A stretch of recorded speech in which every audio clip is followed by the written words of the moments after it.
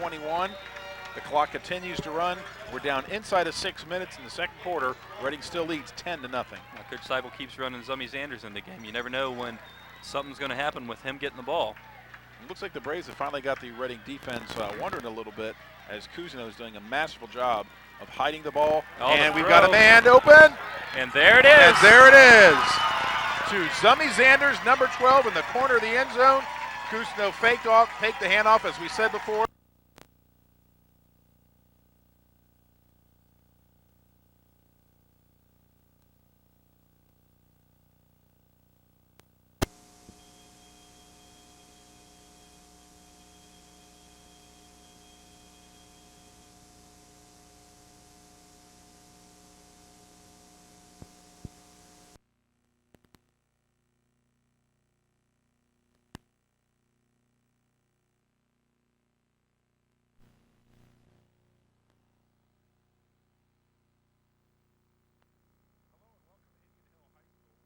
Indian Hill Braves get set to take on the Reading Blue Devils tonight in beautiful Tomahawk Stadium.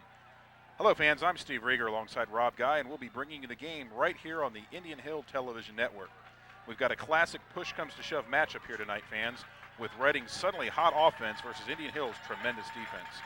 Reading, with quarterback Tony Pike healthy again after an early season shoulder separation, shredded Wyoming for a 421 passing yards and a 42-12 upset win last week. Indian Hill's defense has allowed only 38 points all year, including 3 shutouts. Indian Hill's defense has stonewalled all comers with a 17-14 loss to Purcell in week 2, and its offense has come around lately. Reading's defense gets overshadowed by its spread offense, but the Blue Devils defense has allowed only 24 total points the past 2 weeks. The better defensive team should win the game tonight, Rob. Yeah, we have probably the league's best passing offense against the league's best running attack, and they'll be squaring off tonight in this, what should be a great game. Here we go, the kick. Reading set to receive.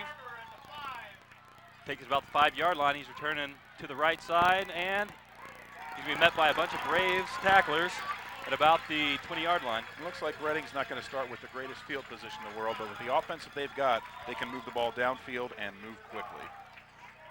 Now the Braves defense is really anchored by their line. Their D-line is a tough customer to deal with. The Braves have been, the last few weeks, they've been used to holding people to about 7 points. We'll see if they can manage that tonight against a tough Tony Pike at quarterback for Reading. Looks like Pike's going to start with one back. They get throw to the 3-receiver side with a quick shot. And that little screen pass out to the side is just not going to be very effective against the speed that Indian Hill can put at defensive back. Yeah, and you've got it right. The Braves are definitely a speed defense, and they really can cover from sideline to sideline. Anchored by Looks like senior. Reading's going with a no-huddle offense right out of the chute. Hey. Pike looking downfield. He's going to throw deep right out of the chute. Oh, and overthrows the receiver. Didn't really give him a chance to catch that one. Looks like Indian Hill very nearly picked that off. Jake Kendall was taking a dive to try and pull that thing off the ground. Reading's coming out with a little offensive fire right at the chute, but so far they've only been able to pick up a couple of yards. Yeah, they tried to run the receivers vertically that time and bring someone in underneath, but Kariakis was with him all the way across the field. And once again, Reading right back to the line, ready to go. He with that trips left. Looking left. And we've got a completion. He completes to his leading receiver, Adam Blevins. That's going to be his favorite target tonight. You'll see him getting the ball quite a bit. Looks like Blevins is good for the first down. With that quick attack, they're not really giving the Braves a chance to get to the quarterback. It's making it tough, too, as quickly as Reading gets to the line for the Braves make any kind of defensive substitutions that they might want to make. They're staying with their trips look.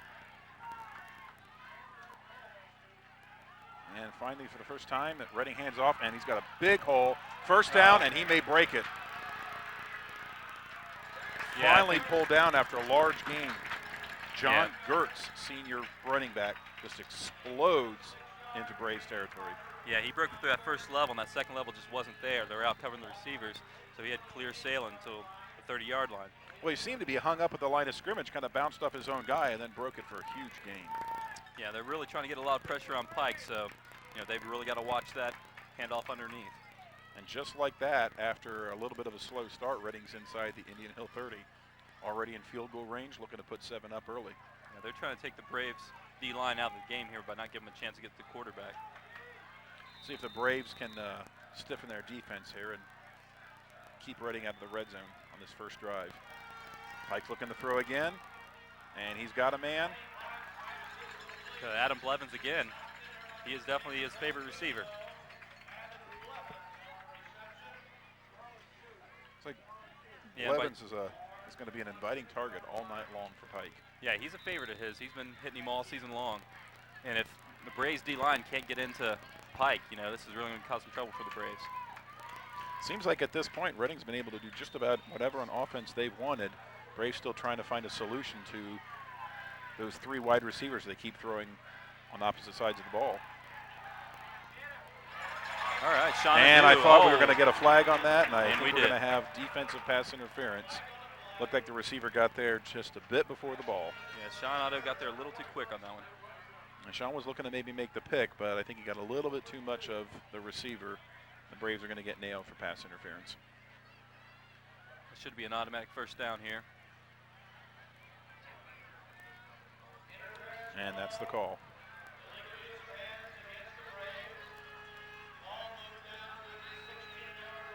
Just like that, Reading's got the ball at the Indian Hill 16. They're looking to put 6 on the board in this opening drive that so far has lasted only a minute and a half. They've moved the ball well, and moved the ball quickly. Yeah, they're really got to tighten the chin straps here on the 15-yard line. Another pass or handoff underneath. And this time John Gertz is not able to get the kind of yardage he got on the first handoff. Almost the exact same play. He got hung up at the line of scrimmage. This time he was not able to bounce it into the middle for that large gain that we saw earlier in the quarter. Yeah, and what you're going to see anytime there's a tackle, you're definitely going to see Bobby Schmidt around the ball. He's going to want to make the tackle there, and we'll see him all night. And they're running to Gertz. Essentially, they're just trying to keep the Braves defense honest. They're running to set the pass rather than passing to set the run. And once again, Pike looking to throw. Got some pressure this time. Look for the screen. Dumps to Gertz. I think they're trying to get the ball to Gertz any way they can, and he may be short. Of the original line of scrimmage, He's a little short of the line. Zach Reckman got him on that one, caught him from behind. He didn't have a chance to get up to full speed there. And the Braves defense is starting to stiffen, and Reading's facing a 3rd and long. You can see the Braves are starting to get into the flow of the game there. Their defense is set and ready to go when the Devils take the field there. Well, now that the defense is a little bunched up here in the red zone, maybe the Braves will be able to offset some of the Reading speed at wide receiver. Fake to Gertz. Pike looking to throw, and Pike will go down. Matt Feigelson, hands up in the air, he comes in and he'll put Pike down. And Todd Topics there to help finish off. Feigelson put the early pressure on, and Todd Topics just landed all over Pike, driving them well back from the original line of scrimmage. And Reading's going to be looking at a long 4th down, probably out of field goal range now. Yeah, with football I've seen this fall, the Braves defensive line is tough. I mean, if you just look at their top 4 tacklers, 2 of them are defensive linemen with Todd Topics and Zach Reckman. So that's one heck of a defensive line. And it looks like the Reading's going to go ahead and try and convert this 4th and 23, figuring they're not going to gain anything by punting at this point of the field. And Pike looking deep. He's got a receiver. Touchdown. And they convert on a 4th and 23 for a Reading touchdown.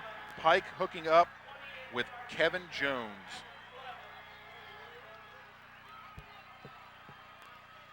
Yeah, he just got it. I'll tell you what, he just got to step on his man, and he was able to put the ball right where it had to be for Blevins to come down with that reception. You know what, the defense finally gets Reading in a position they want, and they convert a 4th and 23. The long pass just blew right by the defender.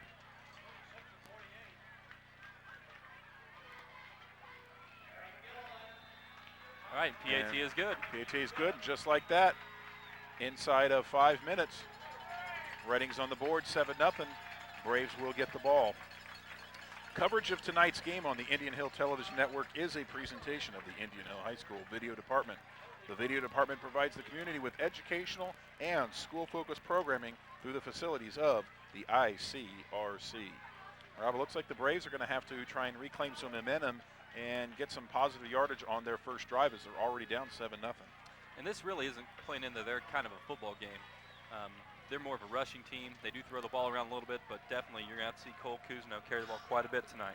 And at times this year, while the Braves' defense has been that good, they've really struggled to score some points. They definitely don't want to get in a scoring contest with Reading tonight. They prefer a lower scoring game than trying to have to score into the 30s or even into the 40s to try and compete with this high-powered Reading offense. And you've got, in the middle deep, you've got Kariakis in the middle. Case Cousineau on his right side, and that is McCall on his left. That last drive for Reading took 3.5 minutes off the clock. Indian Hill set to receive the kickoff. Their deep men are set up at about the 10 and the 5. They're expecting them to have a pretty good leg here. See if Dave Kariakis can run this back to about midfield and get the Braves started some good. Get it to 6. He's coming up behind his his wedge. At the 20, 25, 30. Out beyond the 30, Dave Kariakis gets the Braves off to a good start. About a 20-yard return. And the Braves will start at about the 32-yard line. Looks like James Young took him down on the play for the Reading Blue Devils.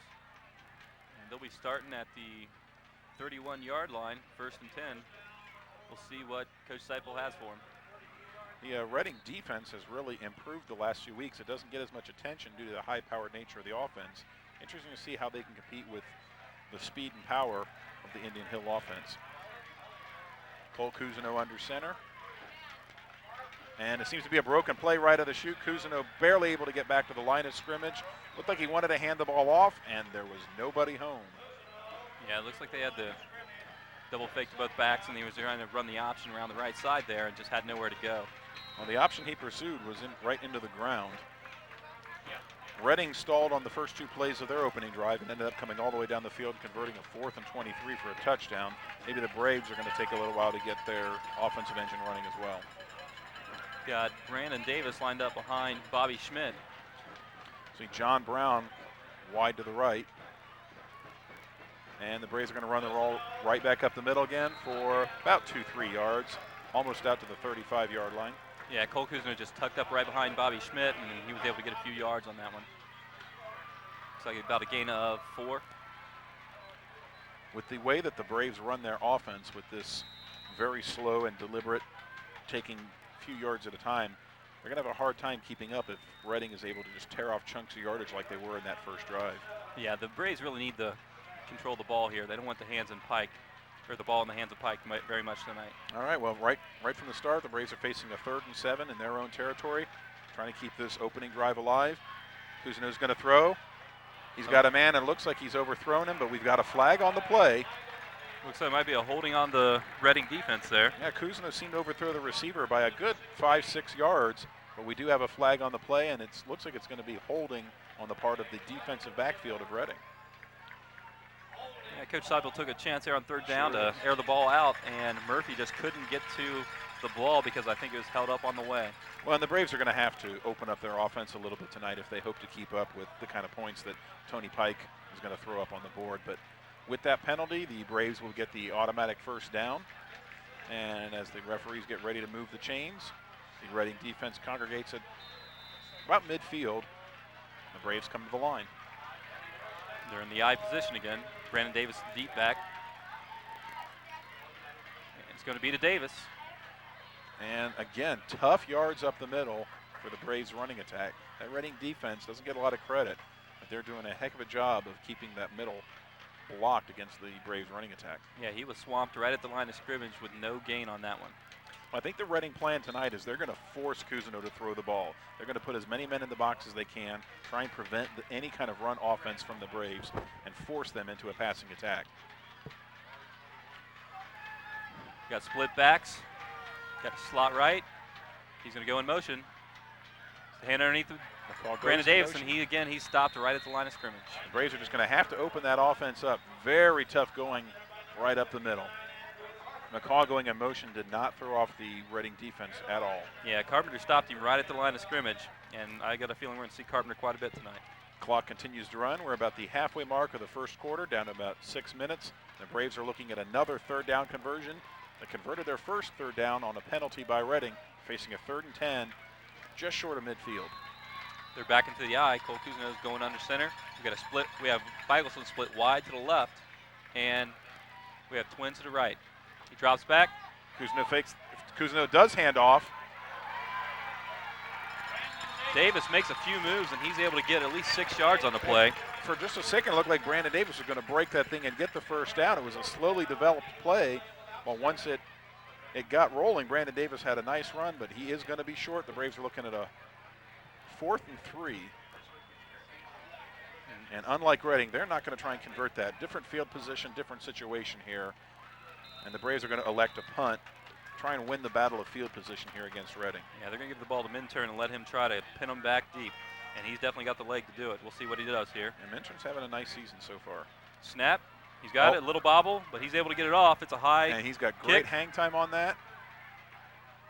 Looks like the ball's going to drop within the, it's going to roll all the way down, takes a Braves roll, rolls all the way down inside the 10-yard line of Reading, pinning the Blue Devils back deep in their own territory. Yeah, you've got to like that for the Braves. Nice roll, gets them down inside the 10-yard line where the defense might be able to get a good start here. See if that defensive line's able to put some pressure on them here. A great opportunity for the defense here to try and get a turnover, put a little pressure on Pike, make him make a mistake, maybe take it back in for a score that would knot things up here. In any event, Reading is looking at 90 yards of real estate ahead of them if they want to put another score on the board. Brave defense, they're broke in the huddle and they're ready to go. We got trips left again and one split right. So movement by the Braves line. Pike back in the shotgun.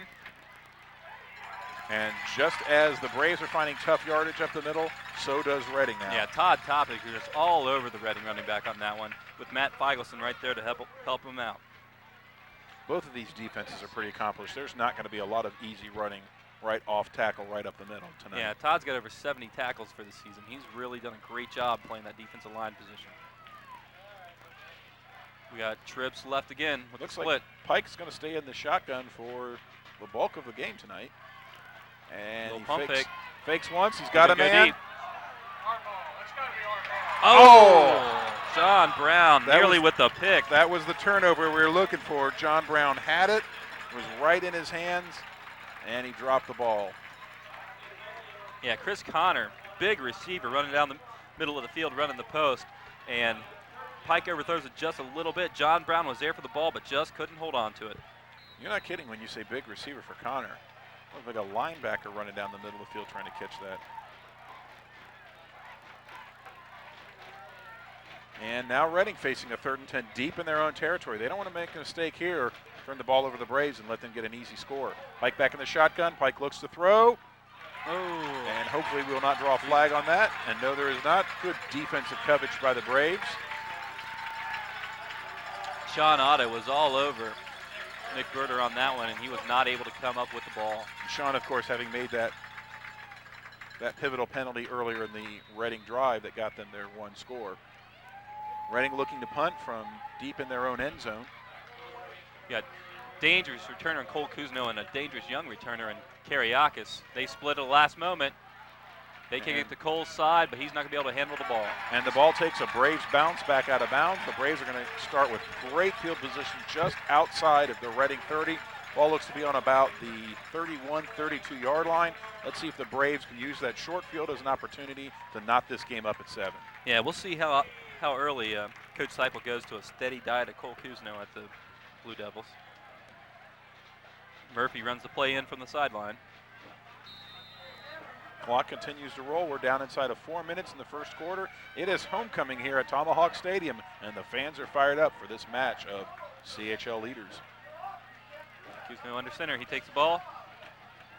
Tough Beautiful yards. rise of fullback. He's still going.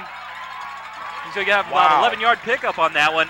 He gives a fake up the middle to Bobby Schmidt and then pulls the ball, tucks in behind him, and makes some great moves to get that 11 yards. Fake. Half of the Reading defense congregated around Bobby Schmidt. Looked like he had the ball all the way.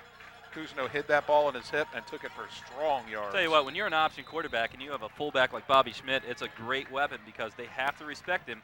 And once you pull the ball, you know, they got to react to you, and you usually got some yards, especially with Cole Kuzno grabbing the ball. Well, that's the first down that the Braves have converted on their own. Their only other first down of the evening was the result of a Reading penalty for holding.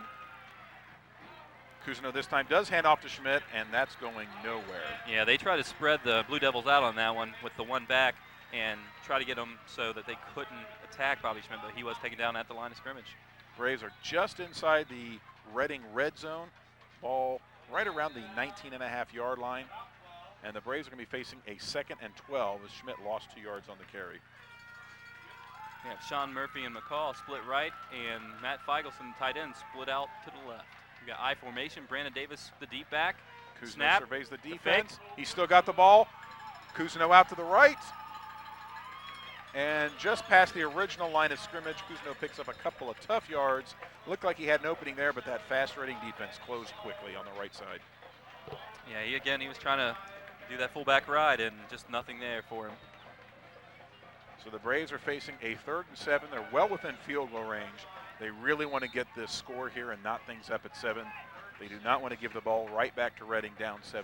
Yeah, Zummy Zanders now in the game, and that's always a concern for a defense because you never know when he's going to get the ball and throw it back to Cole Cousineau. Cole's under center in the I formation. Fakes the, they have the tight end around. Matt Feigelson. And Feigelson driven out of bounds on the right side, looks to be short of the first down. Yeah, it just seems he picks up a yard or two on that one. Just nothing there for Feigelson. Just no daylight on that side as the Reading defense drove him straight out of bounds. We're going to have 4th and about 5. We're going to see what Coach Seipel's going to do. They run out Zach Minturn. And it looks like the Braves will elect to try and get the field goal, get on the board, and get their first score of the night.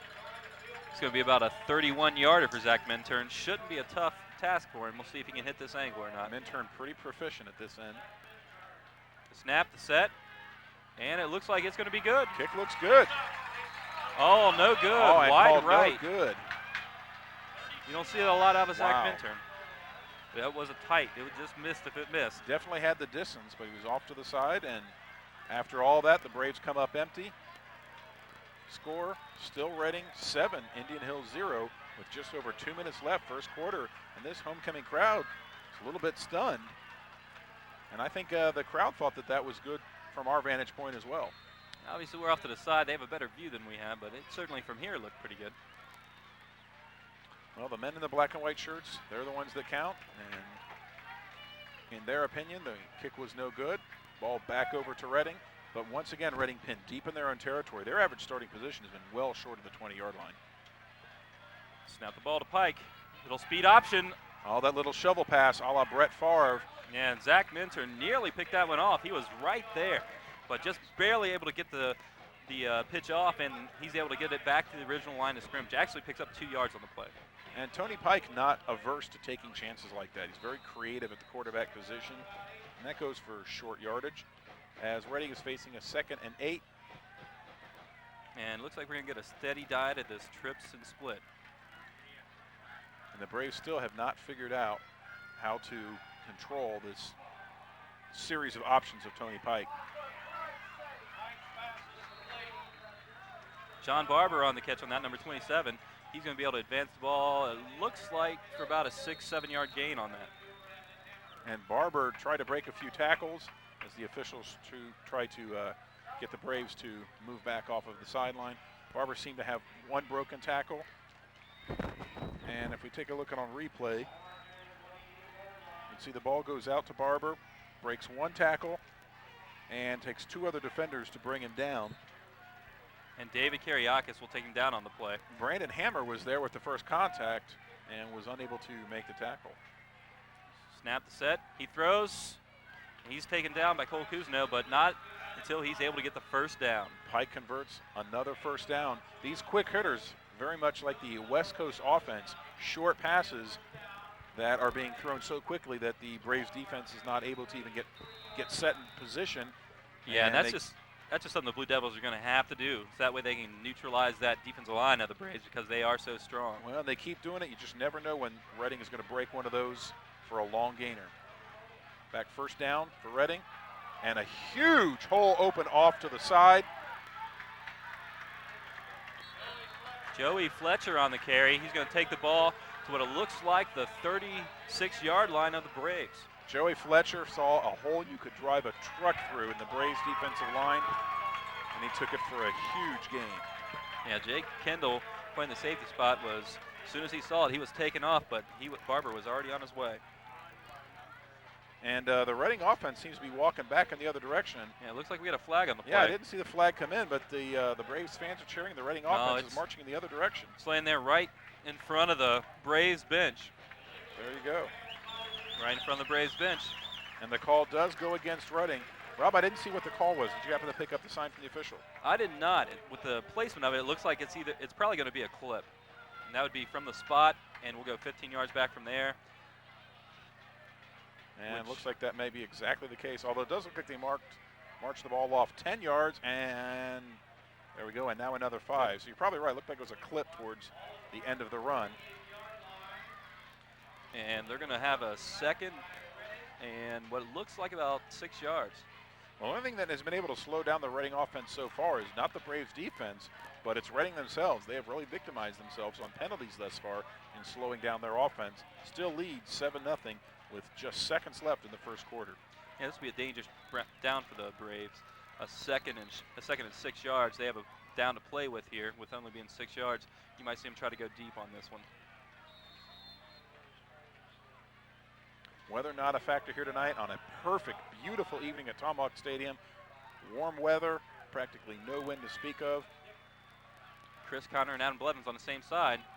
They run it vertical. And the Braves pressure finally gets to Pike and brings him down for a second sack. Yeah, the Braves D-line's got to share that one because they were all there. You had Todd Topics, you had Brandon Moulton, and also Will Nolte and Zach Reckman in on that play. You could give that to just about any one of 4 Braves. It looked like a jailbreak there. If the Braves can put a little more consistent pressure on Pike, then he's not going to be able to exploit those 3 receivers that the Reading Blue Devils have been featuring so prominently tonight. Yeah, anytime he goes away from that quick release, he's going to have trouble because he's going to have them in their face. Gertz in the backfield with Pike, and the ball goes to Gertz. Handoff. Right up the middle. He's got good yard and is Bobby Schmidt is there with David Kariakis there to help him out. Wow, that was an unbelievable hit that Schmidt put on. Gertz had a head of steam. Looked like he was going to take that for positive yard, and he ran into a wall called Bobby Schmidt. And that's the end of the first quarter. So we'll be switching sides here, and the Braves and the Blue Devils will be able to get a little water here. At the end of one, folks, the score is the Reading Blue Devils 7, your Indian Hill Braves 0. It is homecoming night at Tomahawk Stadium, and it looks like we've got a good one going here tonight. Sole possession of first place in the CHL on the line. Yeah, we have some spirited fans down here. We got the faces painted. We've got all the things that go with the pep, and they're ready to go. We got the band playing. Well, this game's got major implications. Indian Hill comes in 6-1 overall, 5-0 in the CHL.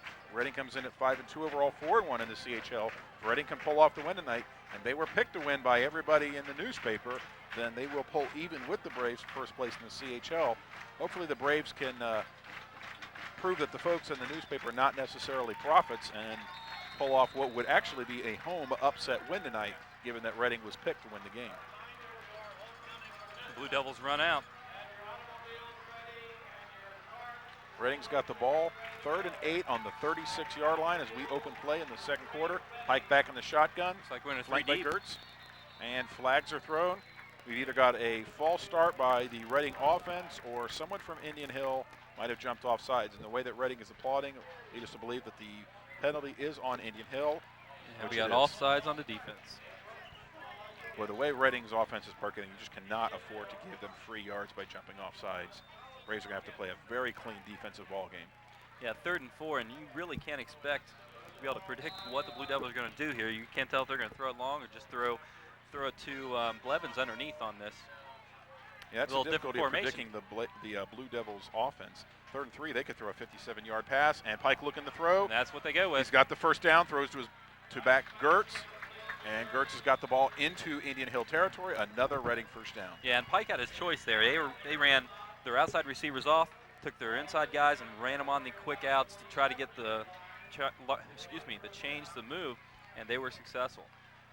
And it looks like Pike is looking for any way he can get the ball to Gertz possible, whether it's handing it off or those quick little outs. We've seen screen passes, and they're trying to feature Gertz in this offense. And he once again flanks Pike in the backfield.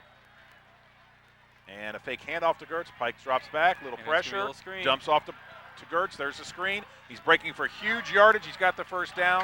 And he's down inside the Indian Hill 30 on what would look to be a broken play. A lot of pressure on Pike. He dropped back, waited, allowed the pocket to collapse around him. Threw that little hitter out to Gertz, and Gertz takes it for big yardage all the way down inside the Indian Gertz Hill is brought down by Alex Cole and John Brown on the play. And Cole's coming out of the game. We're going to see Jake Kendall back in the game. Gertz has really proven to be a thorn in the side of the Indian Hill defense so far tonight. We got trips right again. Well, they're just going to run that all night long, and you just never know when they're going to try and throw the ball deep. Bobby Schmidt on the stop. They try to pull the guard, run behind him, and he's able to be there for the stop. Just for the game at about 2 yards. Like Joey Fletcher, the ball carrier that time. Got 2nd and 8, the Blue Devils. They're going to stay in the same formation. We're inside 11 minutes in the second quarter. Reading leads this game 7-0 on 4th and 23. Touchdown pass in the first quarter. Pike drops back. Going to his favorite target, and Blevins cannot get to it. He had a step on Cole Cousineau. If the ball would have been thrown a little better, it would have been there. Either the ball thrown better or Blevins needed to be about 7'6" to pull that one in. I'll tell you what, and anytime you get a step on Cole Cousineau, you have done something. So Reading's facing a 3rd and 8, once again deep in Indian Hill territory. Reading has not had outstanding starting field position tonight, but they've managed to convert a few penalties and a few big plays to consistently find their way into the Braves' red zone. We got a stop of play by the officials. And looks like the ref's having a conversation with the Reading line. And we appear ready to play again. Maybe perhaps just a little bit of talking going on down on the line. Bobby Schmidt's coming on the Pike blitz. fakes. He can't get there. The ball's released, and it's broken up by John Brown. Brilliant play by John Brown. He had his eyes on the ball the entire time. He waited, kept his eye on the receiver, made sure not to make contact, and at the last moment, he popped that ball away. And Nick Berter could not get to the ball. He was blanketed by John Brown, and Jake Kendall over top. Now, dangerous situation here. Reading's facing a 4th and 8 on the 26. Perhaps not in field goal range. Certainly not going to punt at this position in the field. Looks like they're getting set to go. And we know what happened last time at the other end of the field when Reading converted a 4th and 23 for the lone score of the night.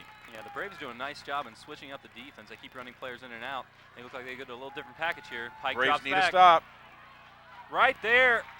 He is hammered by Cole Cousineau, but he might have the first down there. It's going to be close. It's going to come down to the spot, and he appears to be injured. Yeah, he's getting up slow. Cole Cousineau came up and drilled Blevins. And they're going to go ahead and move the sticks. Once again, nice Reading job by converts Blevins the to be able to hold on to the ball and pick up the first down. Took a heck of a hit. And once again, Reading converts a 4th down deep in Indian Hill territory. That has killed the Braves tonight. And the Blue Devils got to be worried about this. They don't want to see Blevins go down because he is definitely their featured receiver here. Blevins took an unbelievable hit on that play. It's amazing that he was able to hang on to the ball. Yeah, Adam Blevins, he has caught 749 yards worth of passes this year, and he's done quite a nice job for the Reading Blue Devils. While we've got a break, I'd like to remind folks it's a new era of Braves football on the Indian Hill Television Network, so be sure to catch all the boys and girls action on this community access channel. As you see the playback numbers for playback times in your area, call the ICRC at 772-4272 or visit their website at www.icrctv.org. And looks like Blevins back on his feet now. Yeah, that's a good sign. Anytime you can walk off the field, usually that's a pretty good sign for the fans in the stands to know you're okay. As you see those ICRC playback numbers, you can enjoy this game at your convenience. And hopefully you'll be enjoying a Braves win. They can find a way to stop Tony Pike, Adam Blevins, and this high-powered Reading offense. Throw John Gertz in the mix there.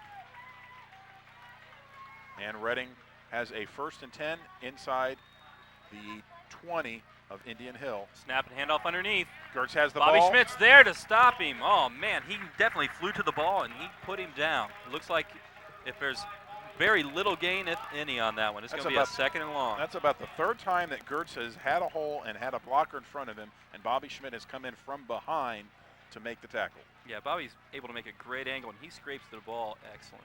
I mean, he makes a great stop there, and he just flew to the ball. This Indian Hill crowd a little bit stunned so far. I think they were hoping to see the Braves get out early, Crowd has gone a little bit quiet as Reading is driving again. Pike back to pass. Oh, and John Brown, right when the Wow. ball gets there, he's able to get there and swat it away. John Brown did an excellent job of breaking up that pass without committing the penalty. Had to hold her breath for just a second to see if a flag was going to be thrown. That's the second time in this drive that John Brown has broken up a critical pass from Tony Pike. Yeah, John Brown has 2 picks on the year, and he's here tonight to prove that he is what the stats say. He's a good defensive back. Reading facing a 3rd and 10, and let's see if John Brown can get one of those picks right here and maybe take it back the other way. Tony Pike looks like he's going to have to call a timeout.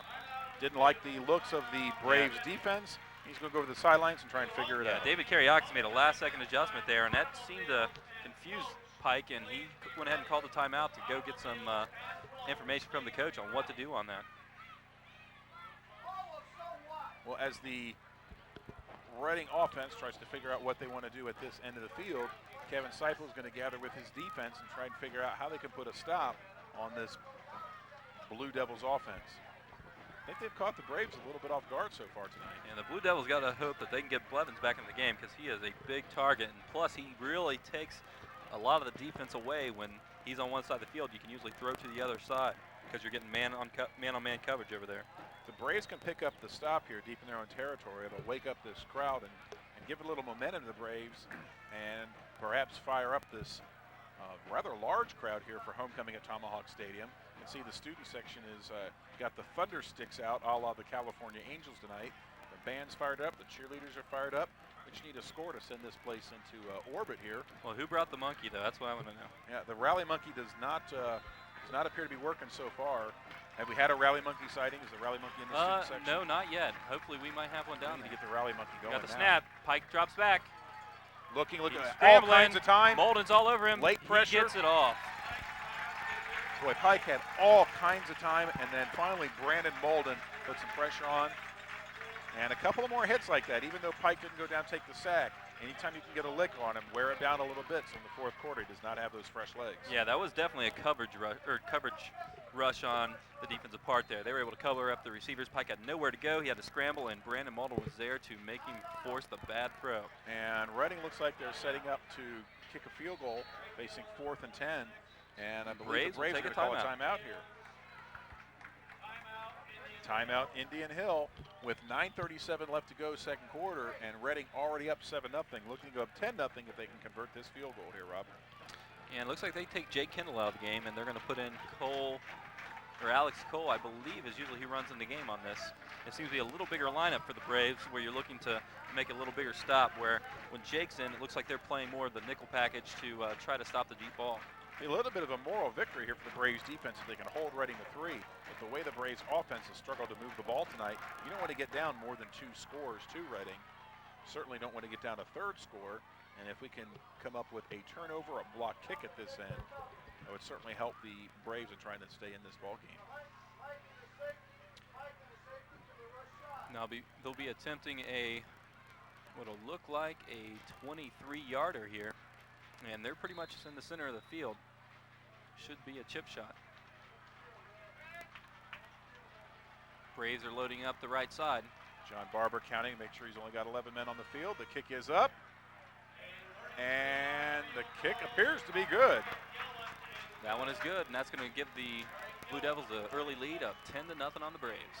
Well, just like that, the Braves find themselves down double digits with still quite a lot of time left in the 2nd quarter. The Braves certainly have plenty of opportunities left to get back into this ball game. They do not want to go into halftime with that big goose egg on the scoreboard. Yeah, we'll see what we come out with here. Definitely going to see probably some more Cole Cousineau, as always. This Braves crowd is desperate for something to get on their feet and make some noise about tonight. All right, the Braves are taking the field. They're sending what looks like Case Cousineau, David Karyakis, and Matt McCall back deep, with David Karyakis being in the center. The producer and director of tonight's game on the Indian Hill Television Network is Clark Brin, and our coordinating producer is Mr. Dennis Stubbs. All video department games are produced in association with the ICRC. And the Blue Devils are teeing it up here. Braves about the same position. You got David Karyakis on about the 10-yard line. Be a good opportunity for David Kariakis to run one back and get this Braves team right back in the game. Yeah, he had a big return against what I believe is Purcell Marion. And it looks like... It's going to be a short kick. Yeah, it goes to Case Cousineau. Cousineau out to the 20, 25-30, 35-40, 45-50. Cross midfield and well into Reading territory, and there was the big play we were looking for. Yeah. Fans on their feet at Tomahawk Stadium. The Braves are back in this ball game. It looks like the ball's going to be placed about the 40-yard line of the Blue Devils, and this should get the offense fired up, and they'll be able to drive it down and make a score here. And he darn near broke the thing. The Braves can use a little momentum here and put the ball in quickly. These fans will get the Braves right back in this ball game. Yeah, that right side opened up, and he was able to go right down the sideline with the ball. Well, the ball was definitely a little bit short. It didn't even come within about 5 yards of Kariakis. And I'm not sure if that was intended by Reading or not. Cousineau takes snap. He rides fullback, and he gives it to Schmidt, and he'll have a gain of, it looks like about 3 yards on the play. Once again, tough yardage up the middle for both teams tonight. Both defensive lines are just absolutely crushing at the point of attack. Yeah, Bobby Schmidt has 432 yards on the season so far, so he's a great fullback for Cole Cousineau to hand the ball off to or pull and go on the option. When Cousineau does such a good job of hiding the ball that if they can get a little play action going and then find a receiver deep and freeze those linebackers for Reading, they might have an opportunity to put one in the end zone. In the I formation, Cole in the center. He takes a snap. He's going to keep the ball. He tucks in behind Brandon Davis, and he's going to get about 4 yards on the play. And it's going to bring up a third and looks to be about 4 for Indian Hill. As the clock continues to run down inside of 8.5 minutes in the second quarter. Murphy's running the play in. Looks to be about a 3rd and 5 from the 39-yard line, and the Braves really need to convert this. You do not want to punt the ball away. You do not want to go 3 and out and put the Braves defense right back on the field. Got the Braves come out in the I formation. Brandon Davis is deep on, and it's going to go to David. No, he pulls. Keeps. He cuts He's back got up. a hole, and he appears to have the first down. That's going to move the chains. Yeah, he moves the chains, and they're going to have the ball at about the 31-yard line there. Nice. Cousineau did that all on his own. Yeah, he is one competitor. I tell you what, when there's a couple yards to get, he's going to get it for you if he has the ability to. Well, if nothing else comes of this drive, at least it keeps the Indian Hill defense on the sidelines for another series so they can catch their win. They've been chasing Pike and Gertz all over the field all night long. Yeah, they've definitely got to get their win. Be interesting to see when Reading does get the ball back on offense, whether number 84, Adam Blevins, re-enters the game. Zumby Xander split out wide. They're in the I formation. 1st and 10, Indian Hill. The give Cousineau to gives. Cole, or Alex Cole. He'll take it for a couple yards on that play. And it looks like the Braves are determined that they will run the ball up the middle. They will run the ball off tackle, and they're going to take 2 and 3 yards at a time. Yeah, and eventually break the long one, hopefully. That's a tale of 2 different fullbacks there. You have Bobby Schmidt, the big, just punishing fullback, and then you got Alex Cole, who's the quick, kind of darting fullback that will definitely pick up a few yards for you. Braves picked up 3 on that play. Cole Cousineau stares at a 2nd and 7 from the 29-yard line. And Cousineau keeps. Cousineau picks up good yardage off the left side. Looks like we have a 3rd and what appears to be about 4 yards here. Bobby Schmidt back into the ball game. And we'll see what Coach Seipel calls here. Well, number 52, Will Nolte, just looks like a man among boys out there on that line. Yeah, he is a big kid. I was looking at him and Zach Reckman today standing by one another, and they are just 2 big kids. Indian Hill's 2 towers. Cousineau faces a 3rd and 3. Ball's at the 25, the 6:30 mark. Indian Hill looking to get their first score of the night. Cousineau gives. And Schmidt really is not going to nowhere. have the first down. He's lucky if he gets a yard out of that. Yeah, we're going to what appears to be another 4th and 4, and we'll see if Coach runs Zach Minturn back out there. Well, with Minturn having missed the earlier kick, Coach Seipel's probably not eager to put him right back out there. You certainly don't want to punt in this position. We find ourselves in the same position that Reading found themselves in. It's a perfect opportunity to go ahead and try and convert this 4th down. Yeah, they're going for it here. Absolutely. Sean Murphy back into the game. He's the Braves fans rise to support. We're facing a 4th and 3 from the 25. Big play for the Braves as the fans are on their feet. Come out in the I set. Brandon Davis deep. There's snap. Toss to Brandon Davis. And Davis is going to have the first down and more. Yeah, it looks like that will move the chains. He gets the ball to just about the 20-yard line. Davis is having a nice season carrying the ball. He's got about 340 yards on the season. That was a big carry for Davis, brings the fans to their feet. The thunder sticks, the cowbells are rolling. The Braves offense is rolling. They're looking at 1st and 10 on the 21. The clock continues to run. We're down inside of 6 minutes in the second quarter. Reading still leads 10-0. Now, Coach Seibel keeps running Zummy Zanders in the game. You never know when something's going to happen with him getting the ball. It looks like the Braves have finally got the Reading defense wondering a little bit as Cousineau is doing a masterful job of hiding the ball. And we've got a man open. And there it is. And there it is. To Zummy Zanders, number 12 in the corner of the end zone. Cousineau faked the handoff, as we said before, found Zummy Zanders wide open at the corner of the end zone.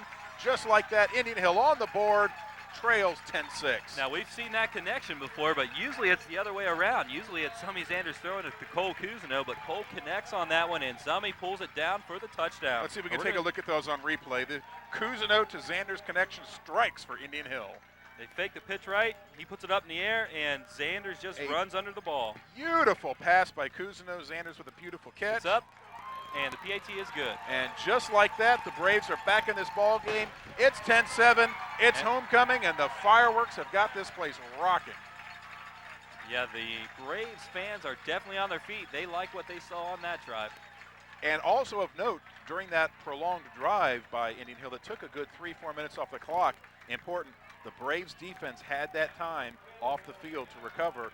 They're going to be fresh as they come out and try and chase down Tony Pike and John Gertz. And if he's back in the game, Adam Blevins. Yeah, we'll see if Blevins comes back in here. They definitely need him. Zach Minturn will be kicking the ball off here. Momentum squarely on the side of the Braves now as they look to hold here against Reading, perhaps get the ball back and take in another score before the half. We'll see the Blue Devils send deep here. Looks like it's going to be John Gertz, Chris Connor, and I can't see the other number. Who are they sending back there? Important for the Braves to get good coverage here. You do not want to get Reading starting off in good field position with the momentum that the Braves have so far. John Barber's the third back deep. Oh, they're going with 2 deep. So they have John Barber and John Gertz back deep for the Blue Devils. Zach Minturn's ready to kick the ball deep. Minturn set to kick. Gets a good kick. Back to the 2-yard line. Barber's going to return. And he's got some blockers. blockers. He's got some blockers. And McCall runs him down, but not until he gets to the 49-yard line. Just as the Braves started that last possession off with a fantastic run all the way out to midfield, so Reading does the same. Special teams failing both schools on their last possessions. All right, never seemed to be a breakdown on coverage there. Coach is yelling at a couple of the players coming off the field. They need to make sure they have contain on that right side, or they will definitely break through. Well, that hole just opened up like the parting of the Red Sea, and Reading was able to take it all the way out almost to midfield. A little over 5 minutes left. Certainly enough time for the defense to stiffen, keep Reading out of the end zone, get the ball back, and take it in for a tying or going ahead score before halftime. Looks like the Braves are in their normal set here. They got their 4 D linemen down and ready to go after Pike. Schmidt, single linebacker. He's going for the ball, but it's going to be a pickup of what looks about 3 yards on the play. Tackled by David Kariakis and Zach Reckman.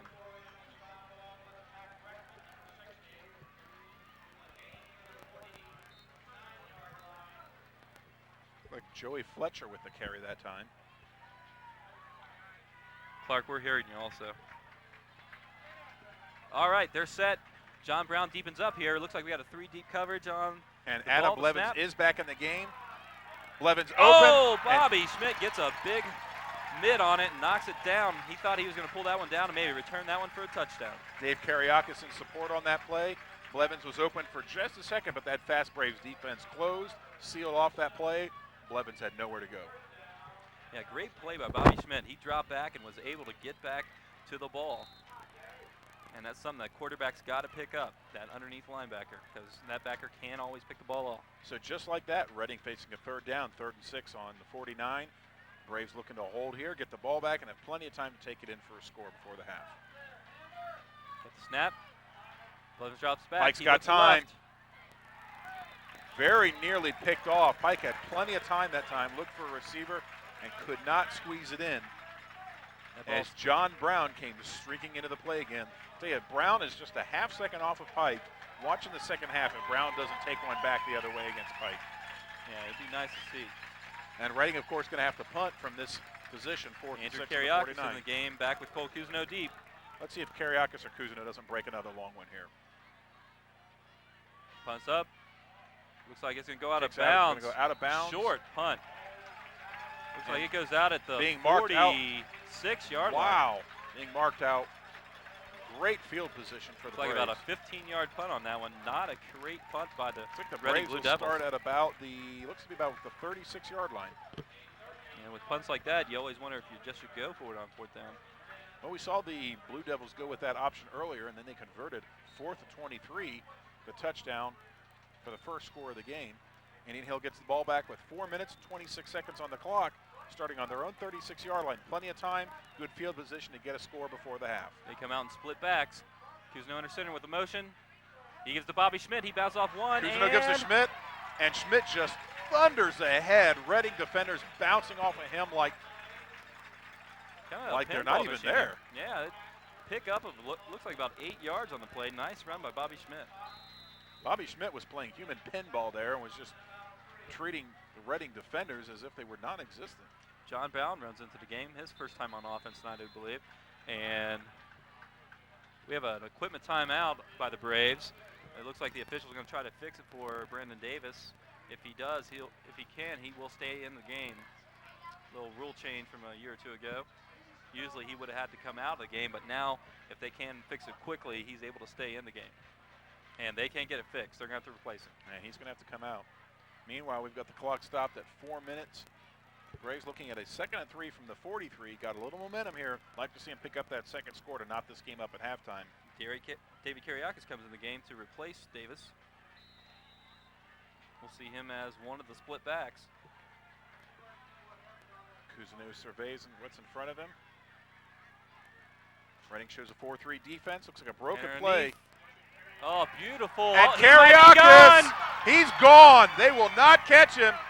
John Gertz had a nice try, but he could not get to Kariakis. Kariakis emerged from a tangle of humanity, took the ball 50 yards, and Indian Hill for the first time tonight has taken a lead at 13-10. This crowd is going wild. Yeah, that was a nice call by Coach Seipel. It was actually a delay trap there. That guard made a beautiful block, and Kariakis was able to spring it for the long run. And how did Kariakis emerge from that massive humanity?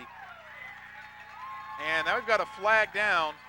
Hopefully not excessive celebration on the Braves, which would move the PAT back. We have just threw the flag in the back of the end zone. We'll see what we have here. But it makes no difference. Blue Devils. See if it's on the Blue Devils. Coach Seipel will have to decide if he wants to kick it or maybe go for it, because that will put it on the 1 yard line. Well, now, Rob, in this situation, would Indian Hill have the option of assessing this on the kickoff? I believe they do have the choice. The call does go against Reading. See what we're going to do here. They might be running the offense back on the field. Oh, and we have a timeout by the Braves. They want to think this one over. This might be a great opportunity to go for two and really put Reading behind the 8 ball. Indian Hill having run off 13 unanswered points here late in the second quarter. Still 3:40 to go before the half. Yeah, when you've got a stable of running backs like they do, you got to really think about the ball being on the 1 yard line, because it wouldn't be that difficult to punch it in the end zone. And as we look around, we've got the Thunder Sticks going in the student section. We've got the vintage cars coming in. We've got homecoming activities getting fired up.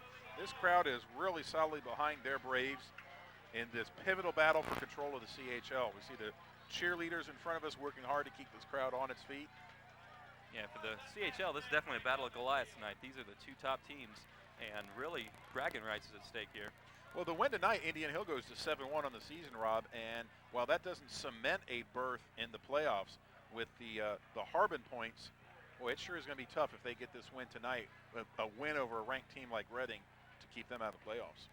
Yeah, the Braves only have Wyoming and Little Miami left. Wyoming would definitely be a tough match at Wyoming. That is going to be a very tough game next week. Little Miami game's a nice one to end the season with.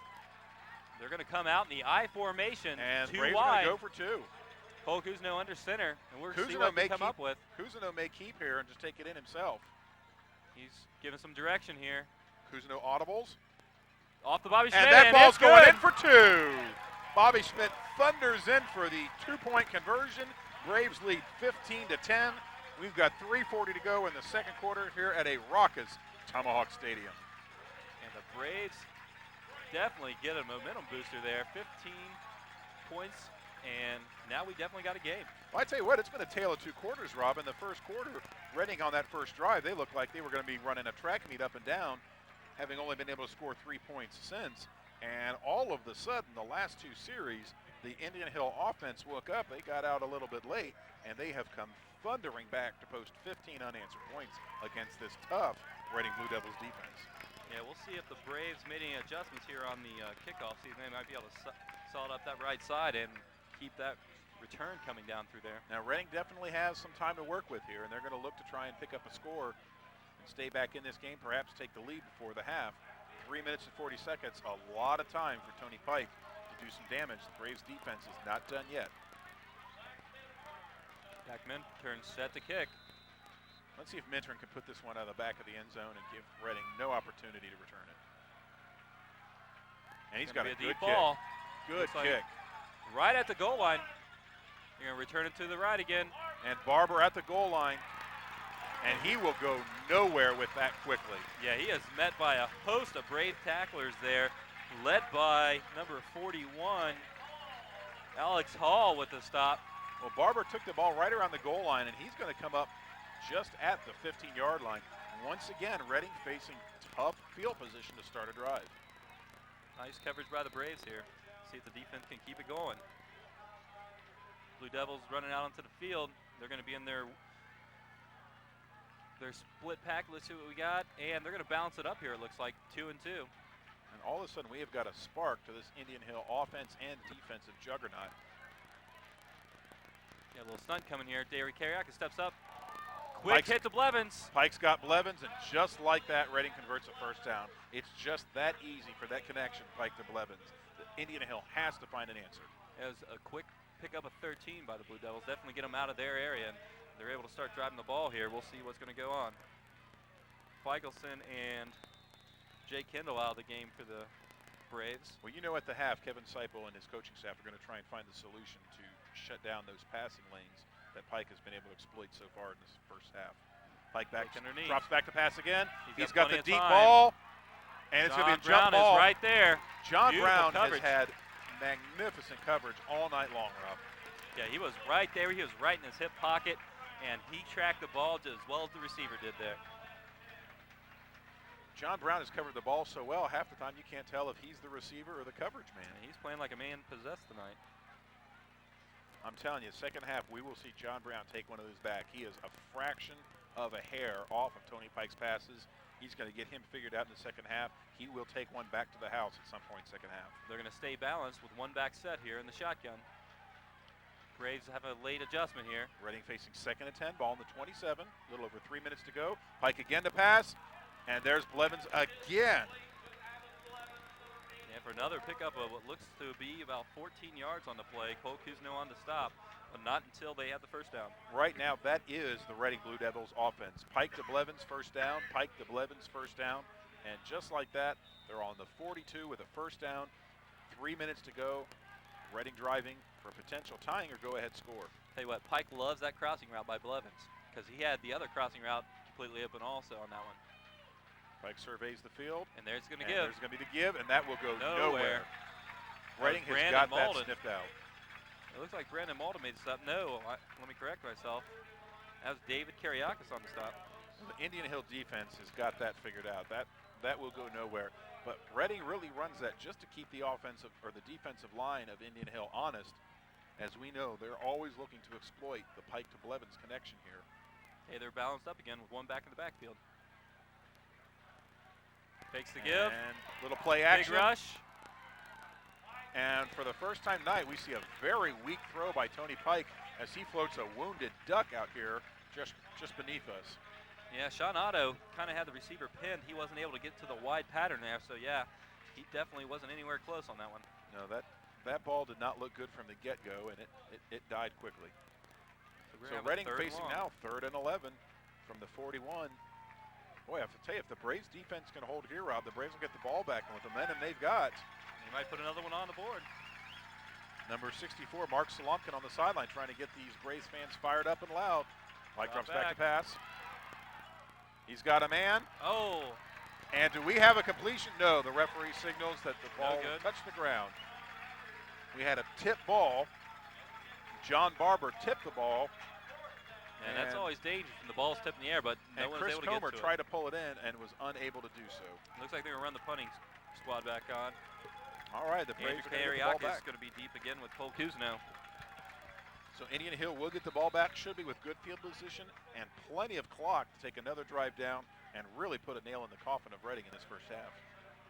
Got the snap. And it's off. Oh, and a poor kick, a very poor kick. Goes out of bounds. Indian Hill's going to have good field position. Looks to be just past, all the way up to their 41-yard line. Yeah, it looks like the Braves are definitely winning the kicking battle here. The Blue Devils have not punted the ball particularly well tonight. And the score does not reflect how lopsided the battle of field position has been. Indian Hill consistently starting at the 30, 35, or 40-yard line.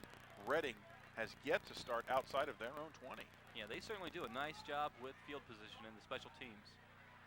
All right, and Kuzno brings his troops back. First and 10 at the 41 with 2:06 to go. Indian Hill already leading in this epic battle, 15-10. That motion coming. He fakes. Kuzno He gives it to Bobby Schmidt, who looks like he might get one on that one. Once again, tough yardage. Bobby Schmidt is just absolutely taking a beating with a straight-ahead run against this Reading defense. Yeah, Zummy Zanders run the play into the game. Braves Reading appear to be in saw no hurry to get to the line. I don't know if they're going to make a concerted effort to put the ball in the end zone here, or if they're content to just kind of run the clock out and go in up 5. We got I formation here, 2 wide. Feigleson at tight end. Snap. He rides it. He keeps the ball. Kuzno He gets a keeper, step. and he's going to have big yardage. Kuzno's got the first down. Kuzno into Reading territory. Kuzno still on his feet, eluding one tackler after another. Kuzno all the way down to the Reading 36-yard line. It took 4 men to bring him down, Rob. Steve, did you see that move Cole Kuzno put on in that second level? That guy just totally didn't know where to go. Cole Kuzno makes him fall down, and he keeps going. Well, that's what we call an ankle breaker, and there are about 3 sets of broken ankles on the Reading defense right now. Cole Kuzno, great option quarterback. When he's in the open field, he is nearly impossible to bring down. And just like that, Braves are facing a first and 10 on the 37. Clock winds to almost a minute left. Kuzno's got the offense rolling now. Davis looks like a little option here. Goes and to Davis. Kuzno option. Oh! Number 4. Brandon Davis Dennison. was just undressed on that play. Yeah. Dennison just runs up and hammers him right at the line of scrimmage. Actually, he's going to lose 3 yards on the play, and he sniffed that out, and he was there for the stop. What a hit. Excuse me, I was looking at the wrong man. That was John Gertz on the stop. He came up and just drilled Brandon Davis for the loss.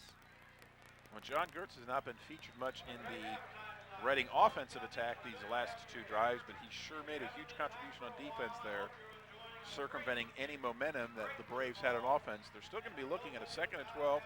Got about 45 seconds of clock to work with. They're 39 yards away from a score that would really put this crowd over the top here at Tomahawk Stadium on a beautiful homecoming night. We'll see if Coach Seipel reaches into the bag of tricks here. He's got 45 seconds left to go. He's got a 2nd and long here, and I believe Zanders is still on the field, isn't he? And Coach Seipel's pretty creative offensively. You never know coming out of a timeout just what they might throw you at. So it's looking for the Braves to try and go for it all here right out of the timeout. Maybe a little play action and a deep pass to try and catch the Reading defense off guard. Yeah, with Zanders in the game, you never know when he's going to come up under center. It looks like Cole Kuzno will still be under center, going with split backs, twins left, and a split right. Or excuse me, no, we balance it up here. Kuzno surveys the field. And Kuzno's still got the ball. He keeps for himself, and he's going to take it back to just beyond the original line of scrimmage. Yeah, he was trying to get a little, what looked like a little play action there, get him to bite and then throw the ball down the field, but he didn't have an opportunity to get the ball off. Clock continues to run. We are now under 30 seconds in the 2nd quarter. Braves offense is going to have to move if they want to score here. And Kuzno spikes the ball to stop the clock at 23 seconds left. Braves facing a 3rd and 9 from their 39. And the Braves got away with one there. Sean Murphy wasn't up on the line and wasn't set, so the sideline official did not see it, so they got away with one on that one. And it looks like we're now facing a 4th and 9. My mistake, from the 39. Interesting to see what the Braves do here. You're not going to try a field goal from this position. You certainly don't want to punt the ball here and give the ball back to Reading with any time in the clock. Indian Hill almost certainly try and convert here, and if you don't convert, you don't lose anything in the exchange of what you would on the punt.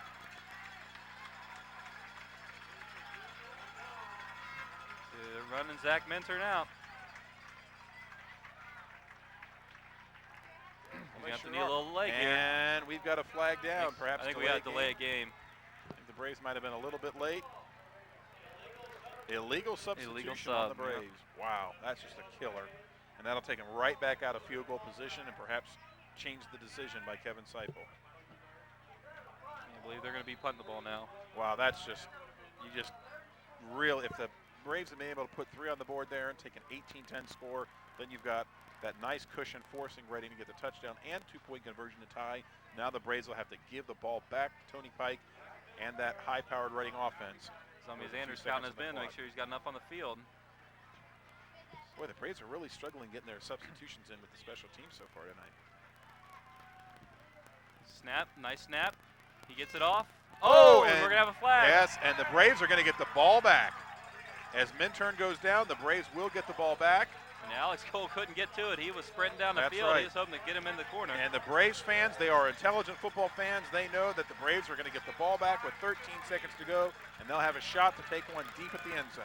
Yeah, Reading put too much pressure, came up, hit the legs of the kicker, although I'm wondering if Zach might be going to be in the powwow this spring. Oh, I tell you, that was an Oscar-winning performance, but drew the flag nonetheless, and Zach gets his Emmy nomination for that performance.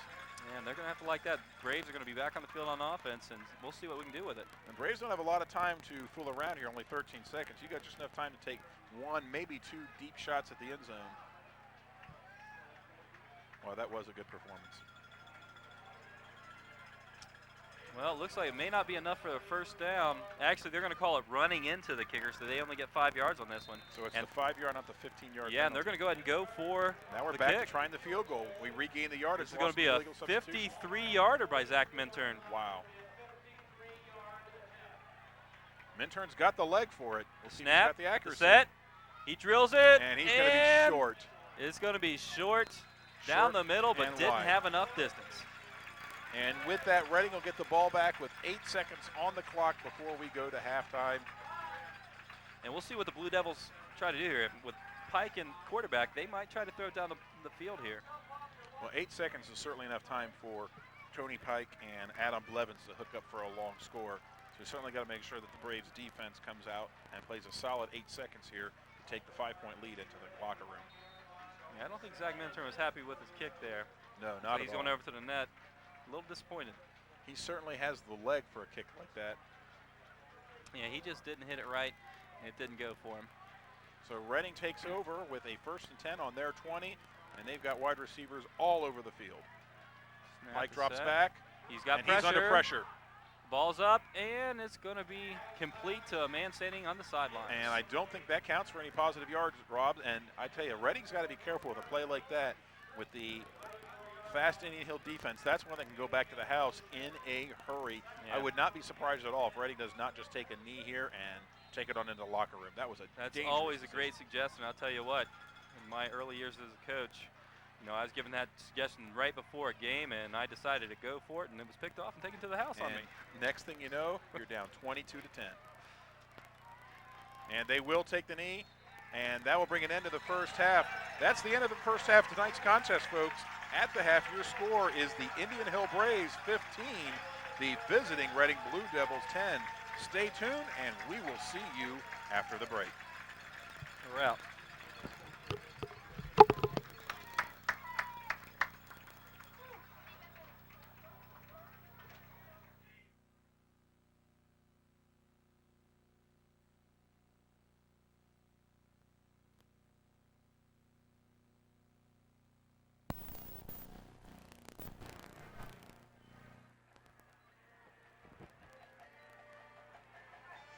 Welcome back, everyone, to Indian Hill High School. I'm Steve Rieger alongside with Rob Guy, bringing you the game right here on the Indian Hill Television Network. The score starting the second half, the Indian Hill Braves lead the Reading Blue Devils by a score of 15-10. And Rob, as we look at the stats, it appears that The Braves did end up winning both quarters.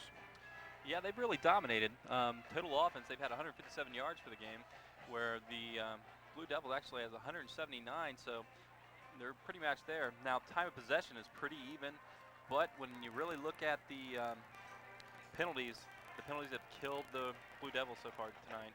Ever since that opening drive when Reading took the ball right down the field and converted on that 4th and 23, the game has absolutely been dominated on both ends of the ball by Indian Hill, outscoring Reading 15-3 since that opening drive. Yeah, Pike has thrown for 157 yards tonight, but that was really early, and they've kind of shut them down since the beginning of the game. Now, Blevins is their leading receiver with 117 yards on the night already. Gertz has 31, Barber 9, and Zanders for the Braves, he has a 20-yard reception, and that one was a big one because that was 4 touchdowns. Other touchdown passes by Blevins for the Blue Devils, he also has one on the evening. We've got another 24 tough minutes ahead of us as Indian Hill still continues to try to figure out this balanced Reading attack on offense and defense. And as we mentioned before, bragging rights and first place in the CHL are on their line. The Braves win this game, they're going to go 7-1, 6-0 in the CHL, and importantly, hand Reading their second loss in the CHL. Whereas if Reading can come back, pull off this win, and I hesitate to call it an upset because Reading was picked to win the game, but that would put them at 6-2, level with the Braves, and importantly, knock them both up at 5-1 in the CHL. Yeah, the Braves lost a quick one. Beginning of the year, they lost to Clinton Massey, who's still undefeated and is winning. I believe they're first in the region for the playoffs. And a tough Marymount squad who, gave the Braves a little bit of trouble in the beginning, but they were able to run away with the game in the second half.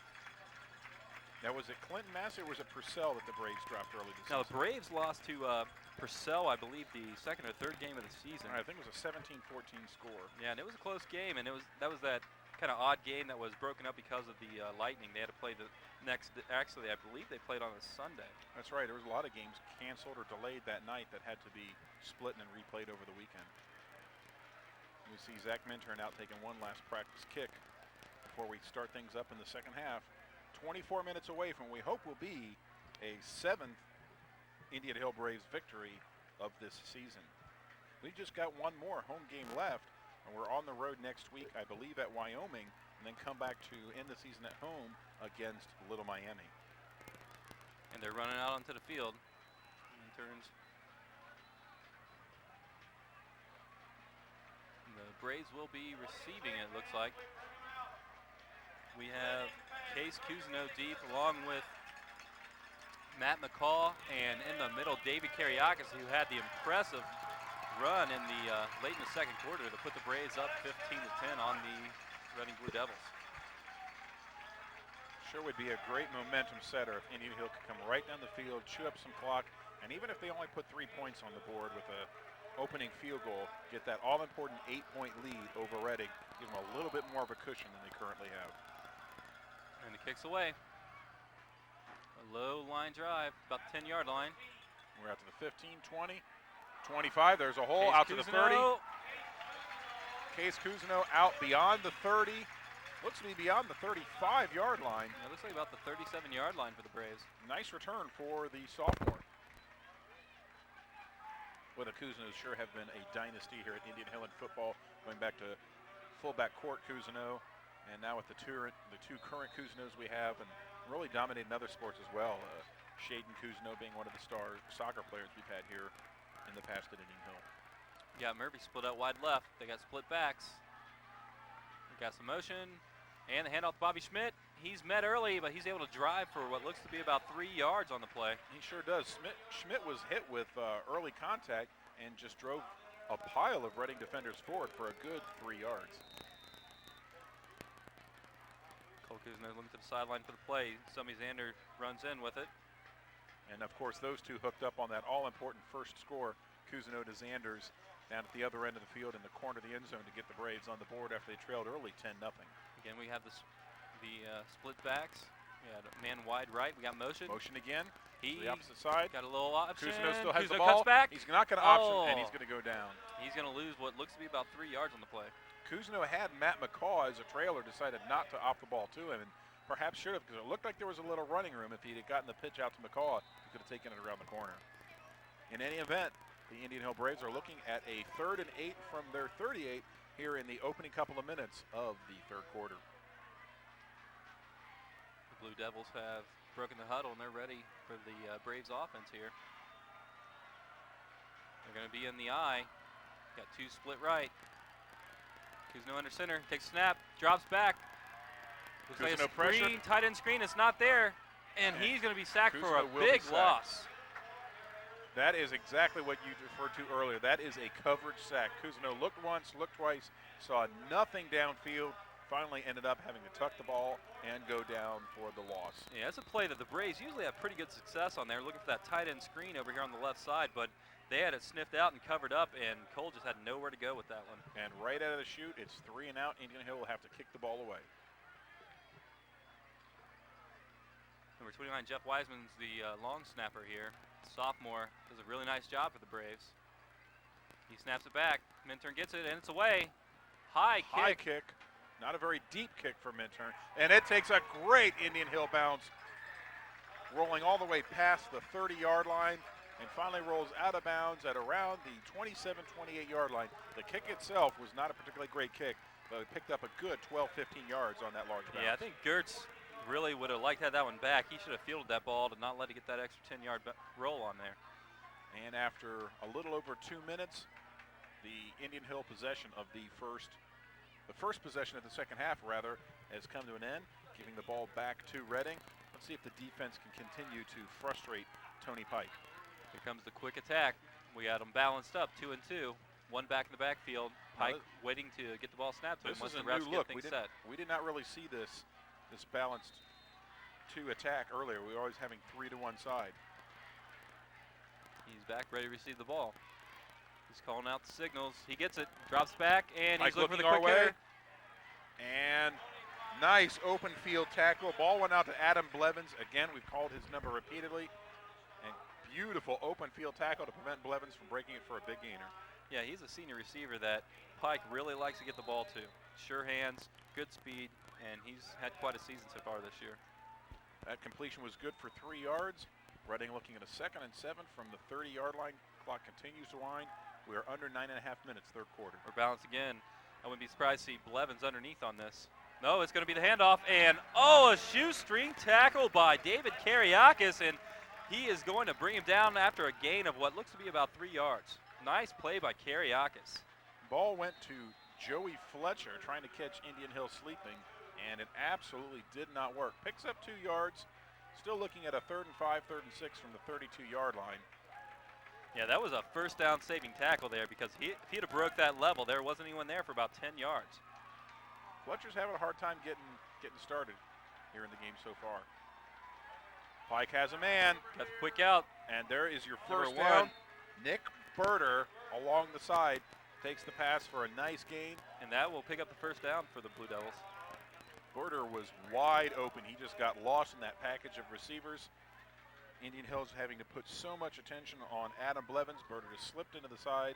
Berter also something of a good basketball player for Reading. And there he converted a big first down. And Coach Miner over there at Reading, he's done a great job at getting those basketball-type athletes out to be receivers for him. You'll see a lot of these same names featured in the winter when we get to basketball season. A little play action here. Pike's got a man. He throws it deep, and picked up by Cole Kuzno. Cole Kuzno with the interception. With the tight coverage the Braves had, you knew that was coming soon, either by Brown or Kuzno, and Kuzno will pick the first one off, and Braves will have the ball 1st and 10 on the 40-yard line? No, 30-yard line, excuse me. Well, that ball just hung up, Rob. That Pike had a man, and the man had Kuzno beat, and the ball just did not get there. It hung up, it died, allowed Kuzno to come back to the ball, beat the receiver to the ball, and come down with the first turnover of the game. I tell you what, I mean, Pike is a great quarterback, but in high school, that's a tough pass to throw across the field like that without being picked off. Across the field and across your body, no less. Nonetheless, Indian Hill takes over 1st and 10 on the 28, their second possession of the second half. Kuzno keeps the ball. Oh! And as he tries to leap the pile, he is driven back after a short gain out across the 30. Murphy hustle off the field. Getting ready to run into the next play. Looks like John Brown will be running in the next play. We're still looking for John Brown to pick up that interception we talked about in the first half. Convinced that he is just a fraction short of picking off Tony Pike and taking one to the house. Look for him to make some big defensive plays this half. Cousineau's giving the plate to the huddle. They break it. So they're going to have 2 wide and go with the wing look here. They'll probably get some motion out of this. I wouldn't be surprised to see Brandon Davis on the motion. And here he comes. Convert a little better than on the fake. first possession. And he gives it. But Bobby Schmidt stacked up. Seemed to be a broken play. That play just never really got started. Bobby Schmidt was only able to get about a yard out of it. Yeah, the Blue Devils line got some penetration there, and he just had nowhere to go. Cousineau looks to the sideline to see what Coach Seipel wants to do on this important 3rd and 7.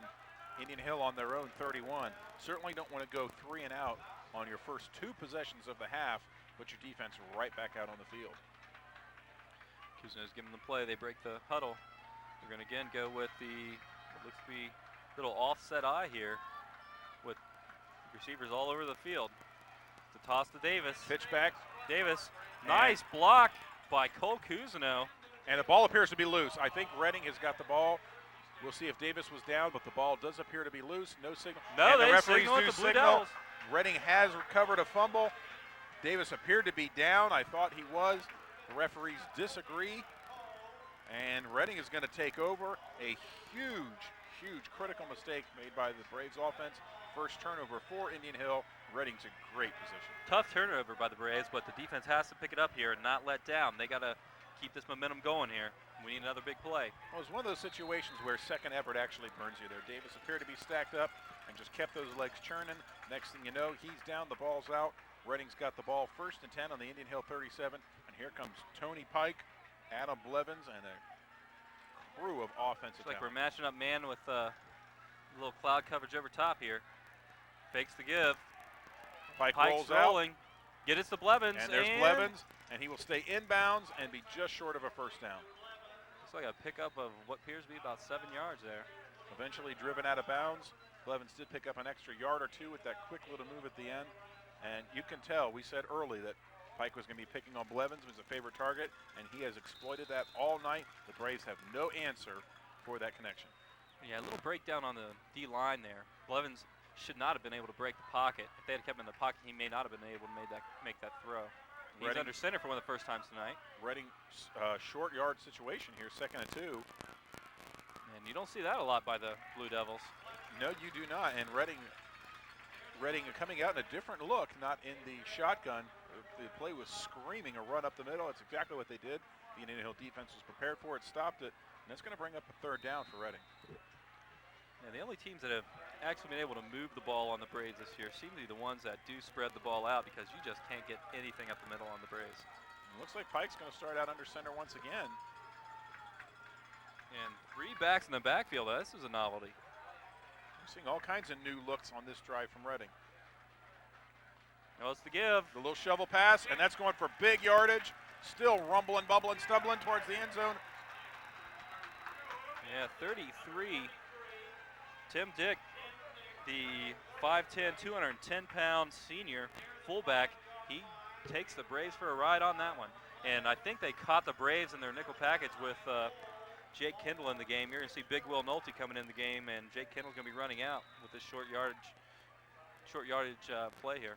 Well, Tim Dick has Reading all the way down to the 6-yard line. Well, they have a first down, down 5, looking to go in, and they give the ball to him again. He's stacked up at the yard of script. Oh no, he breaks free. Tim Dick is in. Touchdown.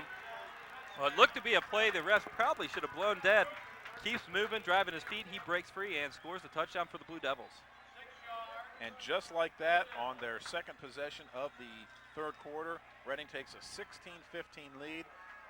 And probably a good opportunity to go ahead and go for 2 here. 1 gets you nothing. It gives you a 2-point lead. Go for 2 and convert it. You've now got a field goal lead. We'll see if Reading decides to opt for the 2-point conversion or the PAT. Yeah, Coach Miner is probably pulling out his little card to see what to go for. And he's going to go for the... And they're going to go for 2. The card says go for 2 here. here. We got 3 right, 1 left.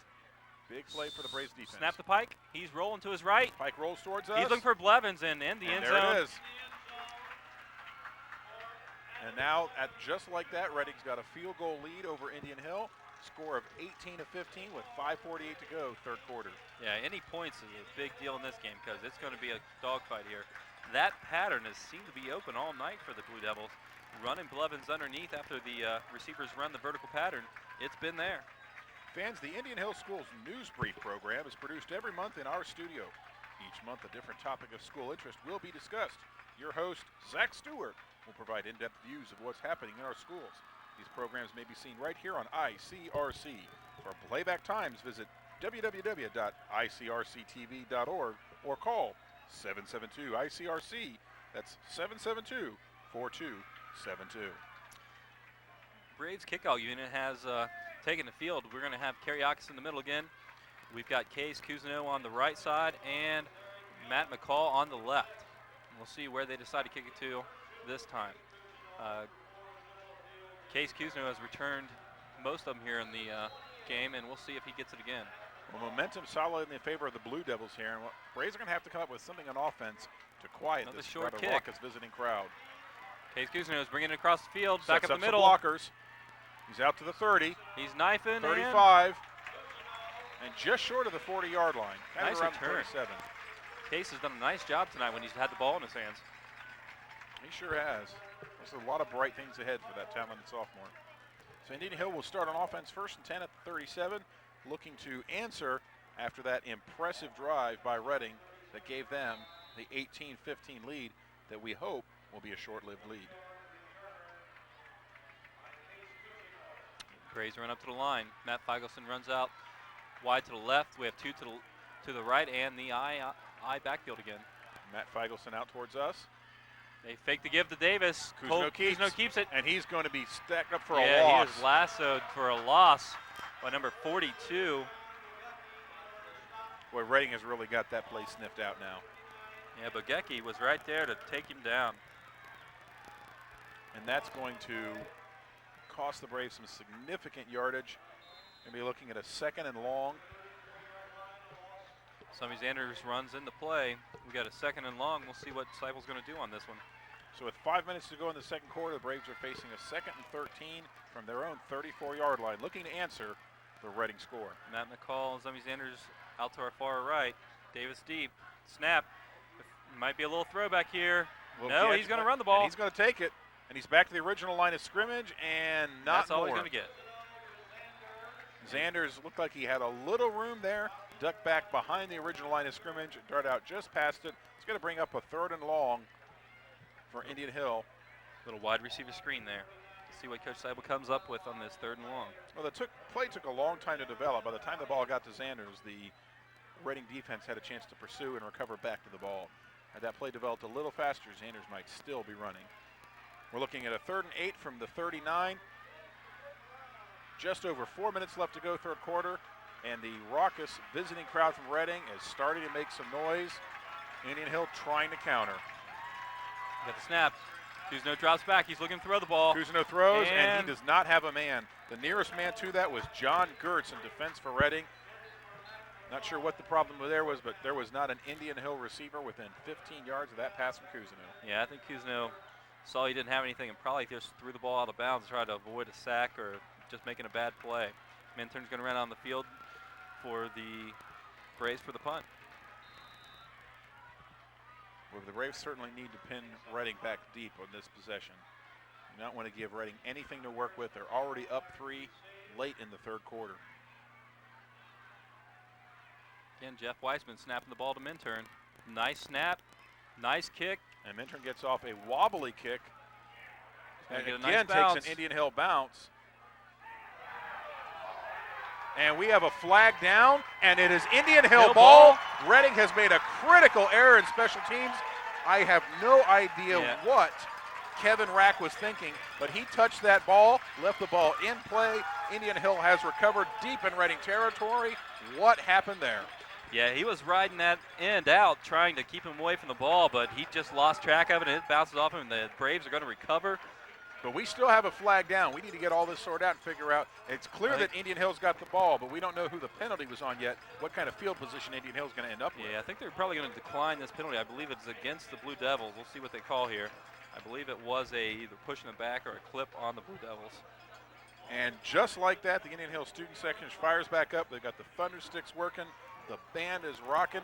Indian Hill is going to have a 1st and 10 on the Reading 24-yard line.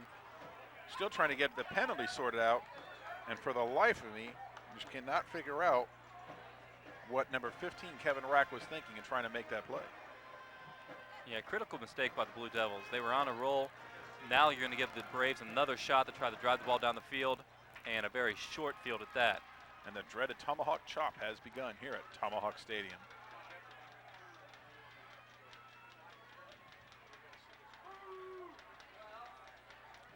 The officials are standing around still discussing the play, trying to decide what went on that last play. They must be baffled themselves. Well, we've got a whole crowd of officials here, and now we've rethrown the flag to spot the play. And as they're conferring again, of course, they don't have the benefit of instant replay, so they're all conferring to try and get this sorted out. And Indian Hill will decline that penalty, as you said, Rob. Looks like they'll start with the ball at what looks to be the 26-yard line. Yeah, right around the 24, and already they're in Zach Minturn's field goal range. But don't want to be satisfied with a field goal here that would tie the game. When you get a break like this, you definitely want to go for the jugular. Put the ball they got to in the put end some zone. points on the board here. They're going with the offset eye here. Let's see if Cousineau and the Braves offense can cash in on the first really big mistake we've seen made by Reading so far tonight, and it was a special teams play that set this all up. We got David Kariakis as deep back for the Braves. See if he can get a little magic going like he did the last time he was in. Feigelson out to the other side. I think they're trying to spread that defense out a little bit. We might see a handoff to Kariakis here to the right side once we get things here figured out. We're still trying to decide what to do. And the officials are still trying to figure out where to spot the ball, and we've now moved the ball down to the 18-yard line. Somehow in all of that confusion, the Braves picked up 6 yards. Yeah, you got to like the yards that are picked up before the ball's even snapped. That's a nice job by the officials there. And while we wait, the Indian Hill parent section is getting loud and crazy. I'd like to see their support for their Indian Hill Braves. Okay, he's running over to the Reading sideline to explain what he's calling to Ken Miner. Ken Miner's walking out the field to meet him. We'll see if he's going to be happy with what's explained. Ken Miner does not seem to be too happy at all with the explanation he's getting from the officials here. Yeah, Ken's done a great job over at Reading over the years. You know, he's always able to get the athletes out for his team. You know, he's starting to build a dynasty over there, and they've really got it rolling this year. We'll see if they can keep this lead. Okay, so it looks like when we get everything settled out, we're going to have Braves 1st and 10, ball on the 18-yard line, momentum solidly behind the Braves. We are live from Tomahawk Stadium. It is homecoming, and the Braves are looking to take a score that would put them in the lead for the first time in the second half since Reading took that early lead. Toss David Kariakis. He cuts behind his Kariakis blockers. cuts back, and he has a few blockers. And he's going to pick up a yard or two, but that's going to be about it. Once again, that play was very slow to develop. Kariakis used his blockers well, picked up some positive yardage. Certainly, if you don't punch the ball in the end zone here, you want to leave yourself in a good position for Minturn to kick the game-tying field goal. Piles finally clearing up off the ground there. Number 57, Andy Poe was on the stop and late to get up there. Braves coming to the line. You have Sean Murphy to the right and McCall to the left. Braves facing a 2nd and 8 from the 16-yard line. Cousineau under center. He keeps the ball. Cousineau keeps. And he is. And Cousineau sheds 2 tacklers, but will gain just about back to the original line of scrimmage, maybe picks up a yard. Yeah, he was tracked down from the backside by the defensive end, and that slowed him down enough for the other Reading Blue Devils to get to the stop. We are now down under 3 minutes here in the third quarter. Indian Hill facing a 3rd and 7 from the 15. It's going to be a big down for the Indian Hill Braves. They really need to turn this or get this one. They haven't been that good on third downs. They're only 1 for 8 tonight. Well, they sure do need to convert this 3rd down here. We got offset eye. Kariakis deep for the Braves. Cousineau takes a snap, fakes a toss. He was looking for broken play. Cousineau scrambling, and he is. If he goes down, they're out of field goal range. He sheds we got another a flag. couple. We got a flag. That's probably going to be a hold on Indian Hill. Yeah, that's coming back. We had a clip on a Braves lineman who knew that, you know, he was trying to protect his quarterback. He clips the defender, and we're going to have that one coming back, and it looks like 15 yards on that one. Yeah, and that may very well take the Braves right back out of field goal range.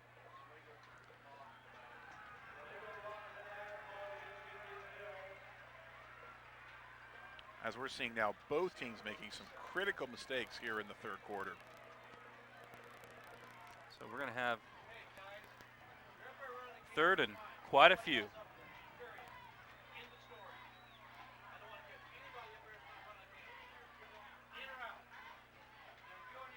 All right, running in some new players here on offense. Feigelson and Schmidt are both out of the game. Looks like they're looking for a little more speed in the lineup.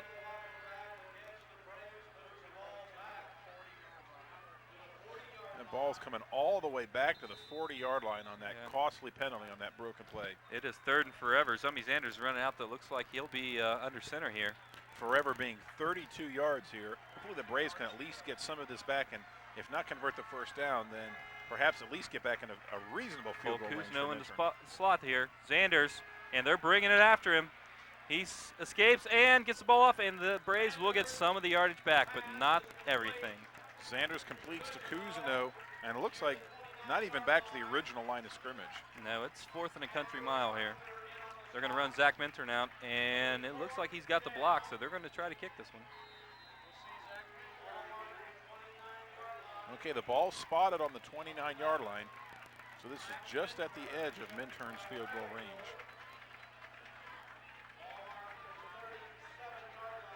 And they're set. A 47-yard field Snap, goal attempt. Set, the kick. Oh. And it is a low kick. Yeah, it looked like a poor spot and a bad hit by Minturn.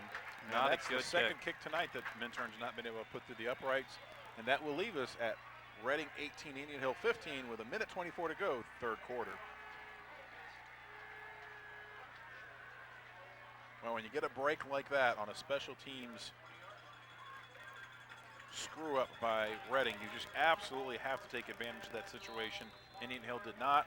Costly penalties, broken plays that finally culminate in a missed field goal opportunity. Reading gets the ball back first and 10 on their 20. They have the 3-point lead late in the third quarter. Pike is back. He's making the calls. He's waiting for the snap, and he drops back. He's looking for Blevins on the out. And there he's is got him. Blevins.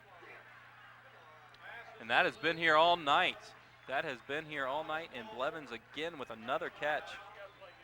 The Braves have just been unable to find a solution for the connection between Tony Pike and Adam Blevins. Blevins again picks up 9 big yards, giving Reading a second and short as the clock winds under a minute in the third quarter. Yeah, with Pike with that big arm, I mean, they've got to respect the verticals, but then they're running Blevins right in underneath them, getting those yardage. Well, they're just nickel and diming the Braves defense to death here. They're going to give it and a little to shovel 33, pass. And he's going to have the first down. And Tim Dick took that little shovel pass of sorts from Tony Pike and just rambled forward, picked up about 4 or 5 yards, takes it out, actually about 6 yards, takes it out to the 35-yard line, where Reading will set up first and 10. They've got good field position, they've got the ball moving, and they've got the lead as we near the end of the third quarter. They're going back to their trips look. Tim Dick's in the backfield. It's going to be about a good time for John Brown to pick up that Kariaka's on the rush. Pike breaks contain, and he gets it to Blevins again. Blevins again, another 5 yards, and lucky not to draw a flag there. Wow, right in front of the Reading bench, Kuzno puts a hit on Blevins to drive him out of bounds. The Reading team wanted the late hit. Looked to be a clean hit, no flag thrown. But once again, Reading facing a second and makeable situation. And the Braves really need to stop here. We got 22 seconds left in the third quarter. In a suddenly quiet Tomahawk Stadium. They're going back with the trips look. Blevins is the inside receiver, so we could definitely see him on and out again, or he might run something down the middle to change it up. It's given to Dick. They stay to the ground again, and Dick takes it forward for another first down. Another first down. 2 carries, 2 conversions. That's uncharacteristic of the Braves D-line. Usually they're pretty tough on the run. But I think they've got their ears pinned back right now trying to get the Pike. And just like that, Reading's got a first and 10 on the 47-yard line. Seconds to go here in the third quarter with all important time ticking off the clock as Reading has the lead and the ball. Momentum solidly behind the Blue Devils. Indian Hill yet to score in the second half.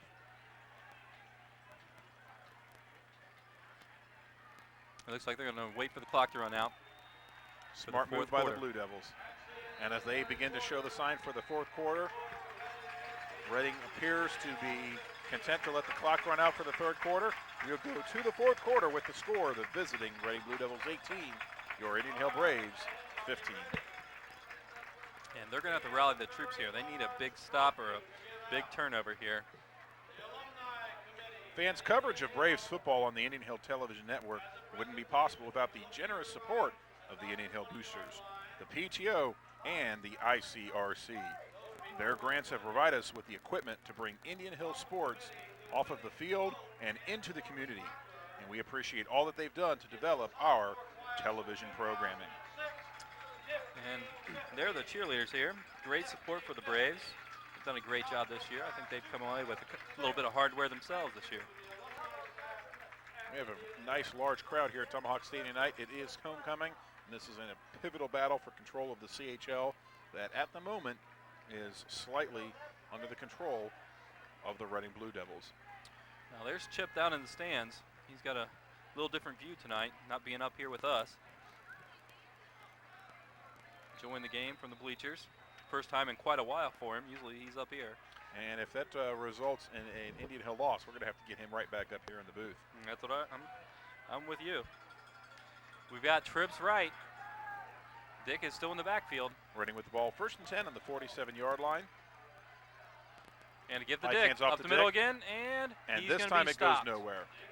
Went to the well once too often. In fact, it looks like Dick may have lost about a half a yard. Going to bring up a 2nd and long for the Blue Devils.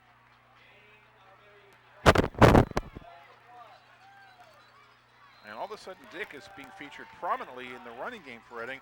And we've seen very little from number 4, John Gertz, who had several carries and catches in the first half. I don't know if Gertz perhaps suffered an injury. All right, he's dropping the and fake. Pike's got a man. He's looking for Blevins deep, and Blevins just falls on his own. And the flag thrown in. That is, oh my, what was he watching? That is terrible. As Blevins trips over his own 2 feet and falls to the ground, flag is thrown, and the Braves are going to be charged with pass interference. Oh my goodness, he just fell over himself, and the ref's going to call it. See if we're going to get a replay on this. And I don't think we really need a replay to see how bad that call was. I don't think we've got this one on replay. And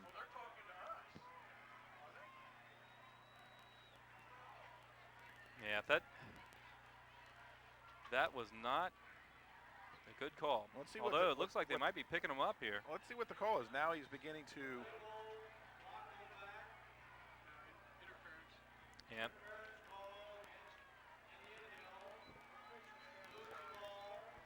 It'll be 1st and 10 for the Blue Devils on a very questionable call. Seemed like Blevins found a little gopher hole, fell into it, and the Braves are going to suffer the penalty for it. Nevertheless, right out of the chute in the start of the fourth quarter, Reading's driving 1st and 10 on the 37. They've got some momentum. Pike with the ball. He drops. He's looking for Blevins again in the flats, and what are they going to? No, it is incomplete. Kuzno on the coverage. Now, Blevins definitely had his man beat last play, but he tripped on his own, and he got a bunny there with the refs. They gave him the flag, and they've got the ball. Boy, a score here is really going to put the Braves behind the 8 ball. It's going to be very difficult to come back on Reading at this stage, this late in the game, and get 2 scores. Braves have to hold Reading to a no score or a worst case scenario, a field goal here, or in a touchdown could still beat them. Pike takes a snap. He drops back. Looking for Blevins again. Ball is tipped and intercepted. Bobby Schmidt rumbles, bumbles, stumbles. He's at the 50, at the 45, at the 40, down to the 30-yard line. He's at the 35. Bobby Schmidt with the interception and run back. Indian Hill is back in business, trailing 18-15. They'll have a 1st down deep in Reading territory. Bobby Schmidt with the interception. Let's see if we can get this on replay, Rob. Yeah, here it is. Oh, we're catching it late in the play here.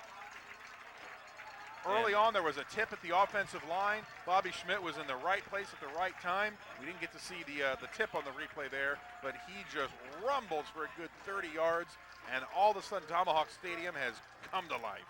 Bobby's got a nose for the ball. He's always around it, and that time it paid off for him. We're Braves going to end up in the eye. David Karyakis deep. Braves want to go for the jugular right here. Put the ball in the end zone. They give it to Bobby again. He's going to pick up a few more. Braves have to be thinking touchdown here after Minturn has missed 2 field goals so far today. Got to think his confidence might be a little bit shot tonight. Of course, they have both been long field goals. Yeah, look, they got the long snapper's over. He's snapping, but they're getting ready if they need him. Braves facing a 2nd and 8 from the 33. We are under 10.5 minutes in the 4th quarter. Braves down 3 in this battle for first place in the CHL. We got the eye again. David Kariak is deep for the Braves. He's under center. He takes snap. He rides the fullback. He's trying to follow him up, and they stack him up. Boy, maybe a gain of 1 at the most. Tough yards in the middle. Kuzno just not finding anything to exploit there. Yeah, they are sniffing it out down there. And we're now looking at a 3rd and 7 from the 32 as Kuzno picks up 1. Braves definitely need to convert this 3rd down here. It'd be a long field goal again for Minturn, who's missed 2 so far today. Murphy runs the play in, gives it to Kuzno. Kuzno goes to the huddle, and he's making the call. The Blue Devils have broken theirs, and they're ready for the Braves. Clock winds under 10 minutes as the Braves come to the line. We got the eye. Kariakis deep. Kuzno under center. Snap. Kariakis. Looking Kuzno's for the going to pass. Pass is up. McCall, he comes and up McCall with it. has the catch. Nice move. He's McCall still on his still feet. on his feet. It takes 4 men to bring him down. And he gets the ball down to the 7-yard line. Finally stopped by number 57, Andy Poe, who has made quite a few stops for the Blue Devils, but not where he'd like to have stopped him. I tell you, Rob, the pass from Kuzno was not pretty. The catch from McCall was beautiful, and he squirmed and squirted, and it took 4 Reading defenders to bring him down.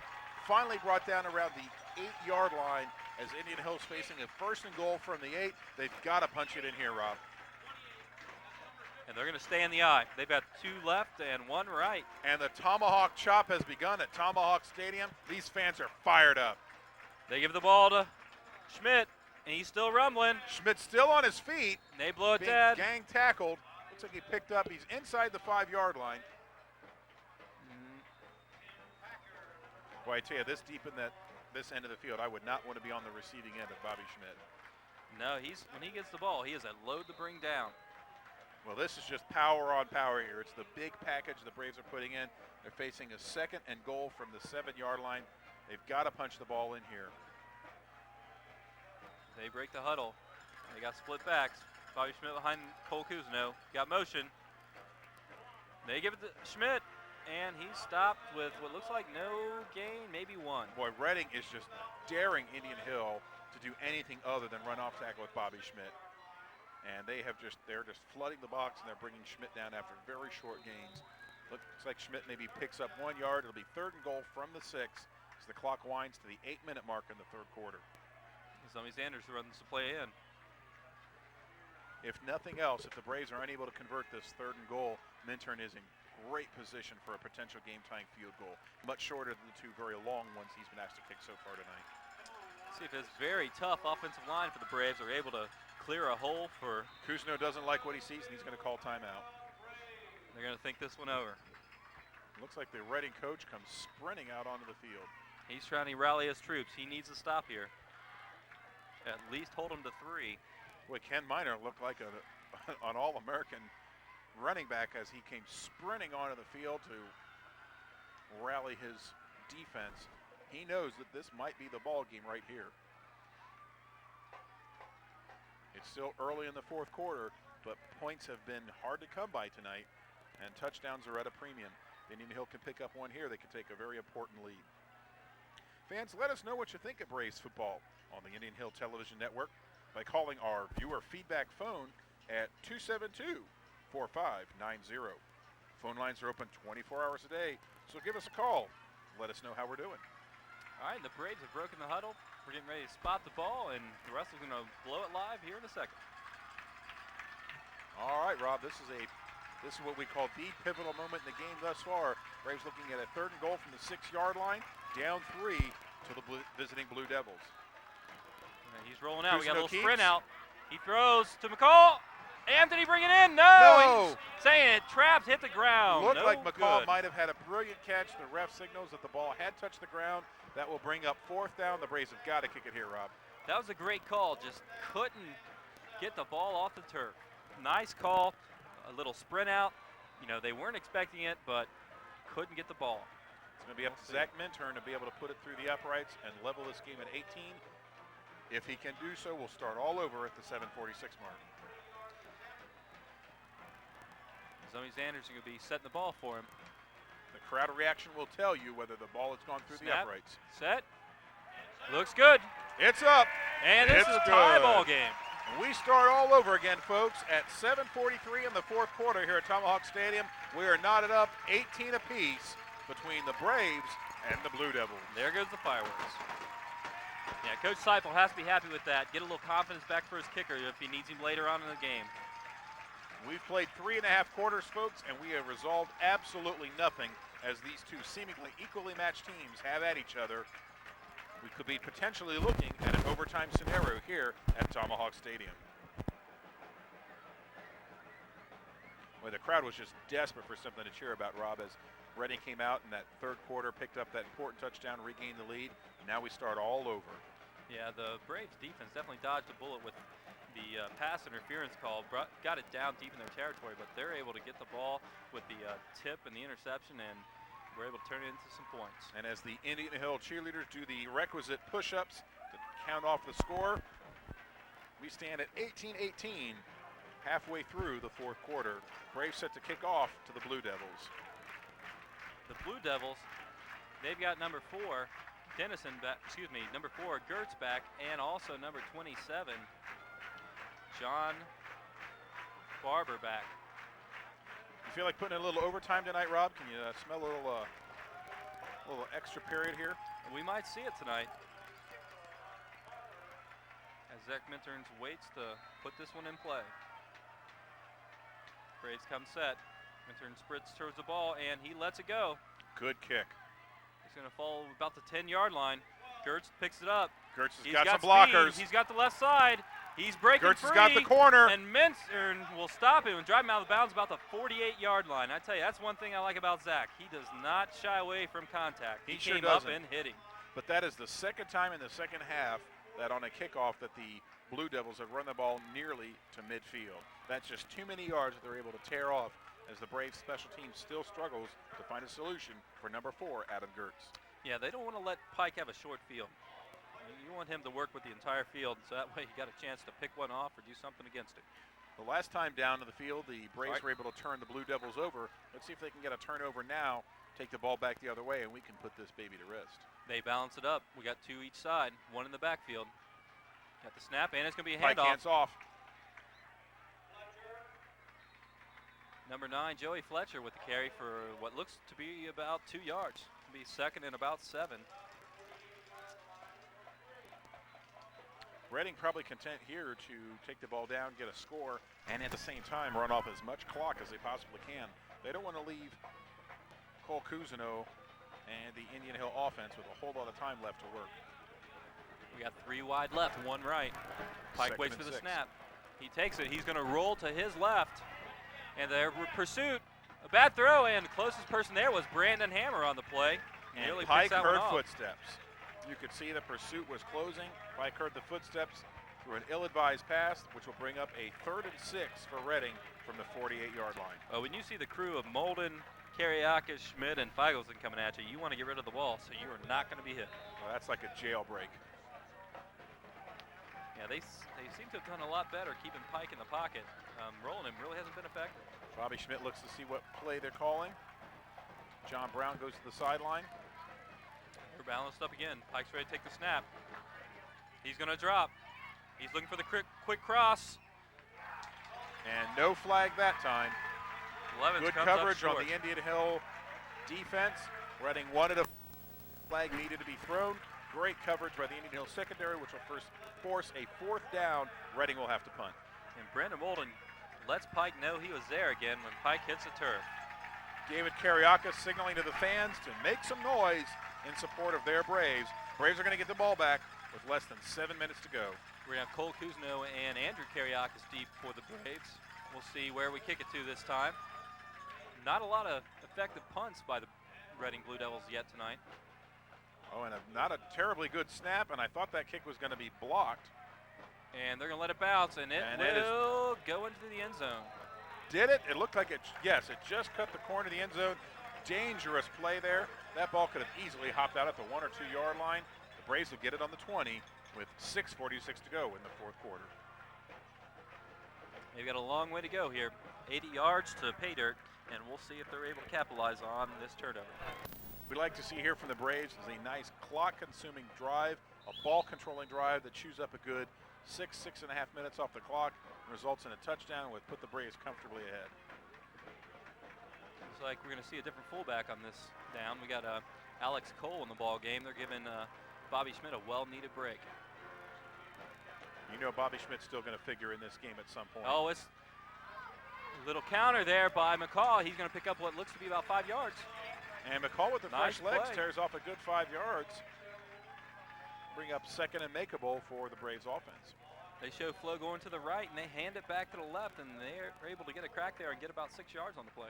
McCall has really been featured in the Braves offensive attack this half. He's got some critical passes and just missed a connection down at the other end a few moments ago that would have put the Braves 4 points ahead. Second and 4 from the 26. Kuzno keeps the Cousineau ball. keeps, And evades 2 not able tacklers, to make and then anything out of goes. it. Number 57, Andy Poe is there to stop Kuzno.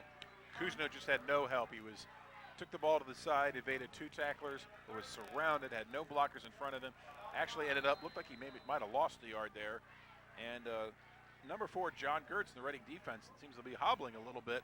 Perhaps the Braves can take advantage of that, find him, call his number, and exploit that. It's 3rd and 5 from the 25 as the clock winds to the 5:30 mark in the fourth quarter. It'd be nice to see the Braves have a nice long drive here. You don't want to get the ball back into Pike's hands. He's already got 193 yards on the night. See if they don't look out here to Sean Murphy one-on-one on Gertz. They give it to Cole. Oh, and he is stopped. Alex Cole picks up Number maybe a yard. 33, Tim Dick on the stop, and he stops him quick. We're going to have a 4th down and short, and they're going to run the punting team onto the field. And Dave Kariakis very upset that they're choosing to punt, but I'll tell you, Rob, at this stage of the game and in this field position, you have no choice. You can't afford to make a mistake here. No, not with almost 5 minutes remaining and putting the ball in the hands of a very dangerous quarterback. So Reading will get the ball back with approximately 4.5 minutes to go and should get good field position as Indian Hill's kicking from deep in their own territory. It's away. Nice high kick. Gertz is going to field it at the 35. Gertz fair caught it, at the 35-yard line. And I think Gertz is still a little hobbled from that previous defensive series. He certainly had a 5-yard buffer zone between the first defender, and he chose to fair catch it and not take the contact. Defense taking the field. They need a good set of downs here. They can't let Pike start moving the ball. Reading will have the ball 1st and 10 from the 35-yard line with 4.5 minutes to go. Devils sprint onto the field into position. They got trips left, split right. They're going to have Dick in the backfield with Pike to see what they can do. Tony Pike takes a look at the Indian Hill defense, calls the play, and he'll hand off to Dick right up the middle. And that play, good for about 2-3 yards. Looked like it was going to be stopped at the line of scrimmage. Second effort, Dick is able to carry the entire pile forward for about a 3-yard gain. Yeah, he's a nice running back. When he gets the ball, he's really churning those legs. With his size, being 5'10", 210, he's able to move the pile a little bit. So that'll set up a 2nd and 7 from the 38 for Reading. As they've got about 4 minutes left to work with, Indian Hill's got to get the ball back. Pike's calling out the signals. He balances it up, 2 on each side. Dick in the backfield. He takes the snap, and he's going to hand it off. No, play action. He's looking back, and he he's throws got a it. deep No throw. way. And there wasn't a receiver anywhere within about 3 acres of that throw. We're going to have 3rd and about 7 yards. Will Nolte comes jogging out of the game.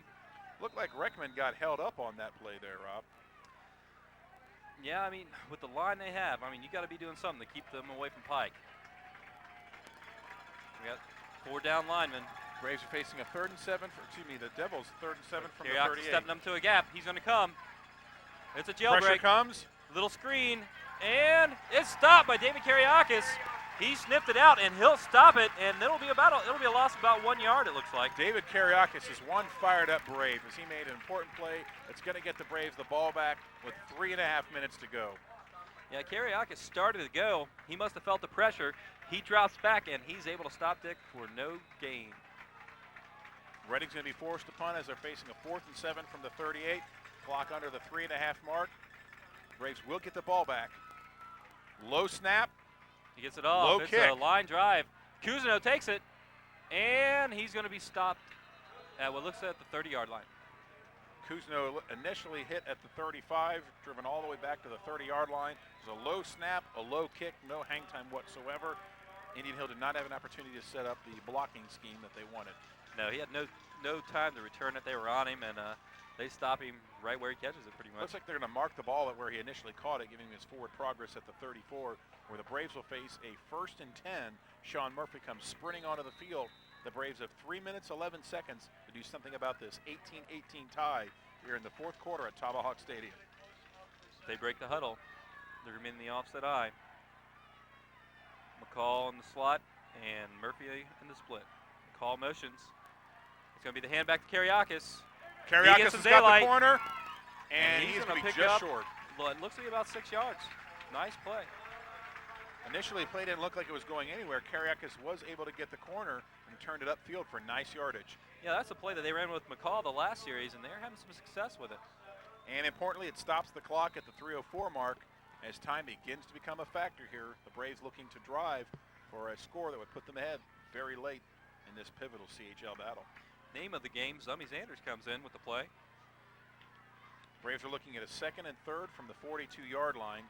Kariakis was able to pick up 7 yards on that nice first play of the drive. You have Zanders and McCall out to the right. They're going to hand it off to Schmidt. Schmidt finds some daylight. And Schmidt's got the first still down. rumbling. And Schmidt He just picks up about drags 15 yards on the defenders. play. Nice play, nice blocking, and the Braves are driving the ball. Zummy Zanders and John Gertz mixing it up a little bit on this side of the field. Starting to get a little chippy down there as the score is tied. A lot of bragging rights at stake here. The Braves now looking at a 1st and 10 from Reading's 43. The clock winds under the 3-minute mark. The Braves are on the warpath. Yeah, you got 22 very competitive football players down there. They're going to have to fight and scratch for this one. Cousineau snap. Gives it to Schmidt. Bobby He Schmidt picks again. up, 3 yards? Clock continues to wind as Schmidt takes it forward for a couple of yards. Down about the 2.5-minute mark. Braves marching into Reading territory. And important to note, the Braves do not need a touchdown here. Just get within range for Zach Minturn. Let him boot the ball home for the game-winning field goal, and we'll take this one to the house. Braves looking at 2nd and 8 from the 41. And starting to seem like Bobby Schmidt time here in the 4th quarter. Got split backs, motion. They look at the hand back. Broken play. But, yeah, it didn't really develop the way they had hoped, and I think Reading was sitting on that one. They knew that was probably coming. Well, it seemed like Cousineau couldn't decide between Kariakis and Schmidt, and they got a little hung up. That allowed the Reading defense time to pursue back to the ball and break that down. That goes for a loss of 3, brings it back to the original line of scrimmage. So the Braves are looking at a 3rd and 10 from the 43. Clock now under the 2-minute mark. Yeah, Time is an obstacle. Yeah, they really need to pick up a 1st down here. That'd be critical. Braves They are are facing, 2 of 12 right now on 3rd down. excuse me, Rob. Braves are facing a tough, inspired Reading, and we've got a flag on the play, and that's either going to be an illegal substitution or delay of game on the Braves. It's going to drive them 5 yards further back and set up a tough 3rd and 15 from the 48. Yeah, and when you see that, you know, it also gives them the element of surprise. And when they call the flag, it stops it because they had Zanders coming up under center. Boy, that's just a momentum killer. Stopping the clock at 1:28. That's going to be 5 costly. Flag is waved off. But nevertheless, Rob, you're right. That does give Reading time to recover. Even though there is no penalty, that definitely works in Reading's favor. And you might see a switch up on the plays here. They don't want to let them see what's coming. So it's still 3rd and 10 from the 43. Clock begins to wind. We are under 1:20 here in the 4th quarter at Tomahawk Stadium. Braves looking to put this baby to rest. Sanders under center. Cole Cousineau split to the right. He's in the slot position. He drops back. Pressure He's comes. got pressure. He gets rid of the ball. Oh! Nearly intercepted. It is tipped by the Blue Devils. and Cole Kuzno isn't able to get to that one. And with 1:04 to go, the Braves are going to have to kick the ball away. Reading will get the ball back one final time here, and they will have a shot to drive down to kick a potential game-winning field goal. Tell you what, that was some nice composure on Zummy Zander's part, not being in the game all the time at quarterback. He rolled out with the ball, and really, in the face of pressure, he was able to release the ball and threw a pretty good pass. They just broke on it and made a nice play. Very nearly intercepted here on the near sideline. Well, that would have been a disaster. That would have really set the Devils up in good field position. Got the snap, and it's away. Reading comes for the kick. Good kick by Minturn. And we're going to get a bounce. Can they get to it before the end zone? Got to get there. It goes and out the the 4-yard line. And around the 3-yard line. Beautiful kick, beautiful coverage by the Braves. Reading could do nothing about it. Boy, Zach Minturn has really put his stamp on the game at this point. Yeah, he's missed a couple of field goals, but he has really made up for it in the punting department. That is a critical play that will just bury the Blue Devils deep in their own territory. They're facing a 1st and 10 on the 3 with 55 seconds left. Boy, the Blue Devils really have to be careful here. You make a mistake, Indian Hill will take it to the house, and this game is over. Best Reading can hope for at this point is to send this game to overtime. Now, with the type of offense Reading runs, this can be a dangerous position for the Braves. I mean, they got nothing but field out in front of them, and they might be able to spread it out and poke one in here. Devils are taking the field. And the Tomahawk chant begins. Tomahawk Stadium comes to life. Number 59, Alex Becker on the sideline, just begging this crowd to get it back into this game. They got the 3 back. Double tights. He's under center. Not set. He's going to give it to Dick. And he's stopped for what appears to be maybe a yard. Braves might want to consider calling some timeouts here, Rob, and stop this clock. Yeah, it looks like the Devils might be playing for overtime here. That's a lot of yards to pick up in 43 seconds. That's a lot of real estate to cover in 43 seconds. Tony now, I'll tell you what, you don't want to see your loaded fullback limping off the field. Minor's got to be concerned about that. 2nd and 9 from the 4-yard line as the Blue Devils are looking at 96 yards of real estate in 43 seconds. Or we're going to overtime. And what a fitting way to carry this game as these two very evenly matched teams have really, really had at each other. We got a timeout by the Braves. They're going to talk this one over. You had Chris Connor check in for the Reading Blue Devils for Tim Dick, who's over on the sideline sitting down. Trainer's taking a look at him, see if he's all right. Well, I tell you, it'd be very fitting to see this thing have to go an extra period as we have played all but 43 seconds of this pivotal CHL battle, and we have resolved absolutely nothing. Both teams have had some impressive offensive drives. Both teams have made some outstanding defensive plays, and both teams have made some critical mistakes. Penalties and turnovers have kept this game knotted at 18. We'll see what the Blue Devils come out with here. See if they'll stay in that 3-back set. I'm sure Reading at this point would love to just run the clock out and get to overtime. They've got to be careful that they don't have to give the ball back to Indian Hill, kicking deep from their own territory with seconds on the clock. They break the huddle as the coaches run off the field. Indian Hill's coaching staff, last couple words of encouragement to John Brown as they run off the field. The refs are still standing over the ball. They're ready to put it into play. Ball's on the 5-yard line. Reading's facing a 2nd and 8. And Tomahawk Stadium begins to get rowdy and raucous. They're in the offset eye. Number 8, Chris Connor, is going to get the ball. He follows his blockers, and he will pick up a few yards there. And that's going to bring up a 3rd down. And the Braves probably going to call timeout and force Reading to have to potentially punt the ball. Timeout is called. Indian Coaches Hill will run wants back out the on the field. Yeah, the Braves do not want to have to take this to overtime. They'd prefer to resolve this in the next 37 seconds. Reading's facing a 3rd and 8 from the 5. No gain on that play.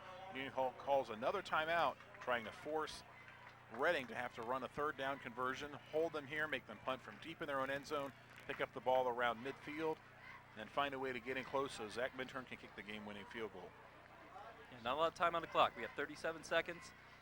I'm sure Reading's looking to go ahead and run it back up the middle to try to delay this a little more. Don't want to make a big mistake here because this could cost you the game. What a great homecoming present for all the former Braves fans, current Braves fans, and Braves alums who've come home and witnessed a magnificent game. They break the huddles. Coaches are off the field. They stand at that offset I. Chris Connor is the deep back. Okay, here we as go. Pike Third gets and 4 under on the center. 9. They're going to give it to Connor. He comes to the left side. He's And driven he will out of not bounds. have the first down. And that's a plus for the Braves because that will stop the clock. Stops the clock and will force Reading to have to punt from deep in their own territory. The Braves have new life. We can end this thing in the next 32 seconds. Coach Miner can't like that. He's going to be upset at the back for not staying in bounds. He should have taken the hit and taken it in bounds and kept the clock rolling. Well, you got to figure, Rob, if anything that Coach Miner told his team in the huddle was to keep the ball in bounds no matter what happens, positive or negative yardage. Stay away from the safety, stay out of the end zone, but stay in bounds and let that clock wind down. Yeah, you got 4th and 2. They're going to have to, I'm going to think they're going to have to punt the ball. Yeah, we got a 4th and 2 on the 11. You can't afford to not convert this here and leave the ball sitting on the 11-yard line with 30 seconds to go. And Indian Hill could turn right around and kick a field goal. Reading's going to have to punt the ball away. Indian Hill will get it back. They're not going to have a lot of time to work with, but they are going to end up with pretty good field position after this punt. All right, and you've got some Warriors out there. 32 seconds left in the game. We'll see who wants it bad. You got Cole Kuzno and Andrew Karyakis going deep for the Braves. See if they can play a little magic here. What it comes down to at this point is somebody making a play.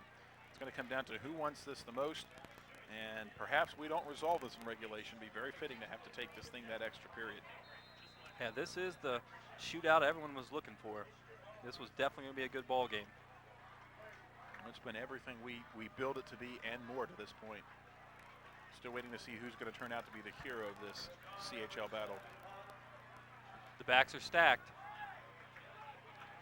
They don't want to let them know where they're going because they're going to probably try to kick away from Kuzno. Here's the kick. It's off. Short and kick. A short kick. Karyakis is going to field it. He still stays in bounds. And he's still on his feet. But he stays in, and they're going to have to stop the clock to figure out this flag.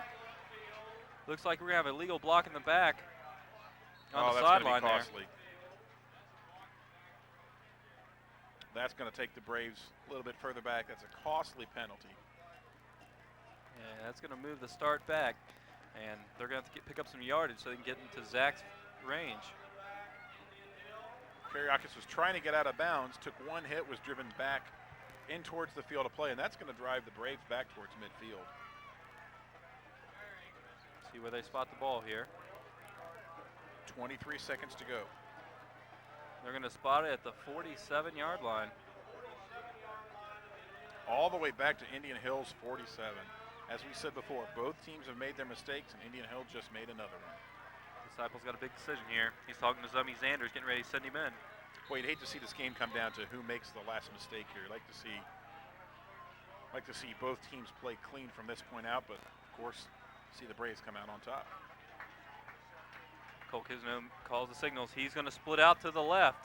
Zummy Zanders will be taking the snap. They're overloading here. And we got a penalty flag. See what we're going to call here. And Coach Seipel is furious on the sideline. Since the Braves have received this kick from Reading, they've received back-to-back penalties. They're going the wrong way. Yeah, that's not helping out the cause with 23 seconds left. Another 5 yards of negative yardage. Indian Hill now facing a 1st and 15 from the 42. Well, you got to be careful not to make a mistake here. Yeah, the element of surprise is gone now. Zanders just called the play, and he's going to come up to the line. Karyakis is deep. Takes a snap. He gets the ball off. Looks like it was tipped at the line, and it is incomplete. That'll bring up a 2nd and 15 from the 42. We're now down to 19 seconds left. See what Coach Seipel has up his sleeve here, what we're going to call. Xander stays in the game. Looks like he'll still call the signals. As Cole Kuzno walks back to the huddle. They break the huddle, and Xanders will be going under center again, it looks. Braves have to be careful here that they don't run 2 plays that are going to force them to have to punt. Looks like they might take a knee on this. Yeah, yes, they take a knee, and they're going to take it to overtime. The Braves are going to settle for taking this game to overtime. They're like their chances. As we go with the genuflect offense, and we're going to take this thing into an extra period, not at 18. Now the clock should be running. Clock should be running. Clock is winding. Clock will continue to run down. And that should end regulation time as the Braves regroup and get ready for the overtime. Folks, your score at the end of 4 quarters, the Indian Hill Braves, the Reading Blue Devils, both knotted at 18. We're going to overtime with CHL bragging rights and first place on the line.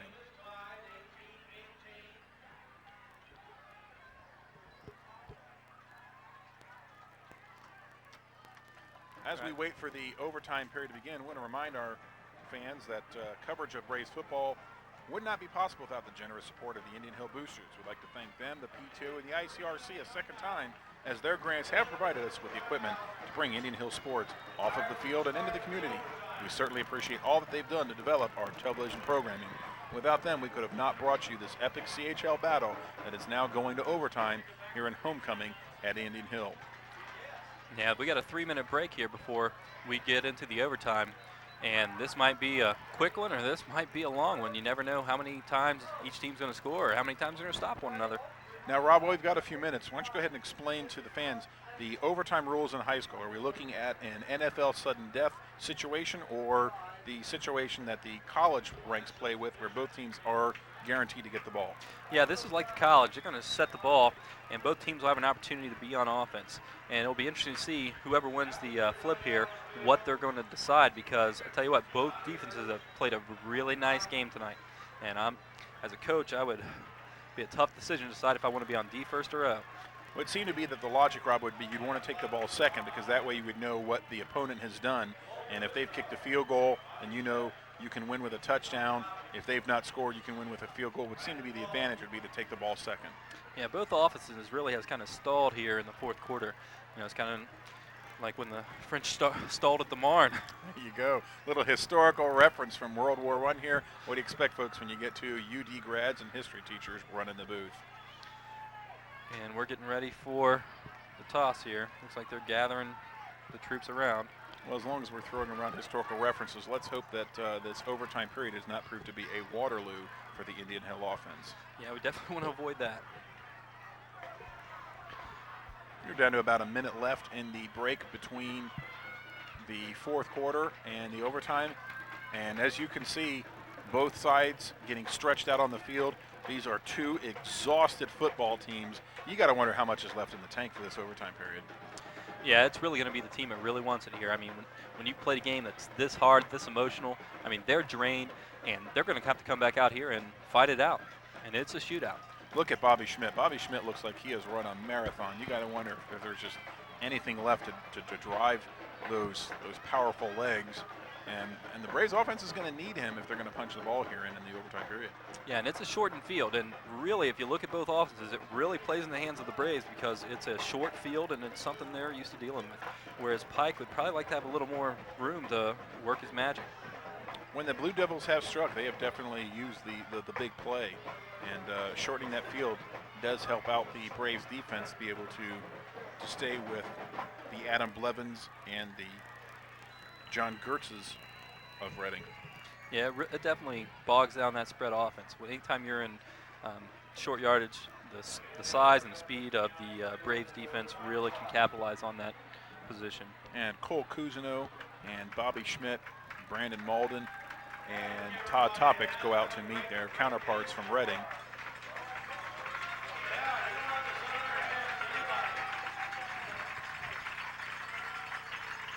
Really, 4 individuals that have all had a big impact on the game there. I believe this is the first time that the Braves have gone to overtime this season. Yeah, it is. I don't know if Reading has had to face that yet or not. If they have, then that would give them a slight advantage. The Braves have won the toss, and what are they deciding? Looks like Reading will get the ball. No, the Braves will have the ball. Braves will take the ball first. And they'll be driving towards the scoreboard. Working from your right to left across your radio dial, the Braves will be taking the ball first in this overtime period. And this is going to be a real test. Who's got it left in the gas tank and who's ready to play? Will Nolte's definitely ready to play. He's already out there on the field. He's ready to go. Let me tell you, Rob, where is everybody? I'm exhausted. We haven't even played in the game. I know. I'm ready to run out myself. We're going to have an exciting end to a great ball game here, and the fans will definitely get their money's worth tonight. Sure would be a great way to end a homecoming game and get the homecoming festivities really off to a start here with a big overtime win against a big CHL rival. As the Braves had their homecoming bonfire last night, the game and halftime show today, and of course have the homecoming dance with the 50s theme tomorrow night. Looks like Kariakis will be the deep back for the Braves, and he really has the highlight of the game with that 57-yard run that really put the Braves in the game. Well, here we go. Ball 1st and 10 on the Reading 20, and Indian Hill gets the ball first. Kuzno, he gives it to Schmidt. Schmidt's all up the middle. Rumbles forward. Just tearing off a chunk of yardage. Schmidt certainly has some gas left in the tank. That 3-minute break, all he needed to rip off a nice gainer, get the Braves deep in Reading territory. Cole Kuzno looking to the sidelines to get the play. John Brown runs out. John Brown comes sprinting in. See if the Braves can avoid any costly penalties that really paralyzed their offense late in that fourth quarter. Yeah, Blevins has 142 yards on the night. Definitely don't want to get it in his hands again. Second and there 2 goes at the Schmidt 12. again. Schmidt and is going to he's in for the score. touchdown. Schmidt is in for it. the score, and just like that, Indian Hill takes a 6-point lead in the overtime. Folks are going crazy here at Indian Hill, but I'll remind the fans, this is not sudden death. Reading will get the ball back. They're going to send Minturn in to kick. Fireworks abundant. In 2 plays, Indian Hill ripped off 20 yards off Bobby Schmidt. The score is currently Indian Hill 24, Reading 18. All important PAT and defensive stand to follow. Yeah, that Indian Hill sideline is fired up. They need this kick to give them 7. Minturn to put the Braves up 7. Bad snap. Good kick.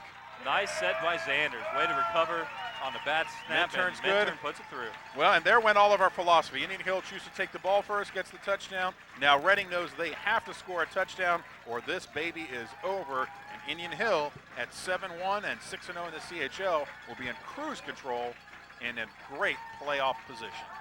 Yeah, I mean, you've got to have a lot of confidence in your defense by this point. If you're Coach Seipel, I mean, they have really proven to be a very strong cast of characters. Well, here we go. It all comes down to this. One more defensive stand by this fired up, inspired Braves defense. And we can put this one to rest as Darren Bagsby, number 79, limps off the field, appeared to be injured on that last series. All right, and they will also be driving towards the scoreboard as Pike brings his troops onto the field. All right, Reading's down 7, has the ball. 1st and 10 on the 20. We're going to go back to that trips look for the Blue Devils. Tim Dick is in the backfield. Tomahawk Stadium is electric. Pike drops back. He's got pressure. Under pressure. It's going to be a screen It's to a Dick. completion. Oh, and he's got and room. he's going to be stopped by Kariakis. Nice tackle. He had a little room if he didn't stop him. Boy, from a broken play, that really turned into a positive gainer for Reading. It put pressure on Pike. He was able to hold off the pressure, threw the ball complete out in the flat, and Dick was able to take it for about 4 yards. And we're going to have a second down here and half of the sticks. So we're looking at a 2nd and 5 from the 15. Reading needs a touchdown to even this game. And Dick's kind of limping around there. Defense is the chant. And a completion for a first down. Reading has new life. And they still had a little movement in their backfield there. I think that snap might have been a little early. I don't think their backfield was set. And it's going to be 1st and goal on the 7-yard line. The Indian Hill defense is really going to have to bow their backs now. You know this is 4-down territory. Reading's going to have 4 shots at punching this ball in from the 7-yard line. Indian Hill's got to come up with 4 defensive stops. Now, if I'm a betting man, I mean, it's going to be Blevins on this out. You know Blevins will get the ball at some point in this series. Here's a snap. No, it's given to Dick again. And Dick to the 5, 4, 3, 2, and stopped around the 2-yard line. That was a nice job by the O-line of the Blue Devils. They're able to seal that in, and Dick's able to score it out to the side, and he's going to pick up some more yardage. It's going to be 2nd and goal from the 2. Looks like Reading might be able to come down and quickly answer, and we could be going to a 2nd overtime period. See what Coach Miner's going to send in here. Of course, if Reading does score here, there are always the possibility of a botched snap or a blocked kick on the PAT. Dick's still limping around, but he's still carrying the ball. Got the Second snap. goal from the 2. Hand off to him Dick. again. And he He will stopped not short. get in. Looks like he's about a yard short on that one. It's going to bring up a 3rd and goal from about the 1.5-yard line. Braves are 2 Another defensive nice plays stop by away. the Braves.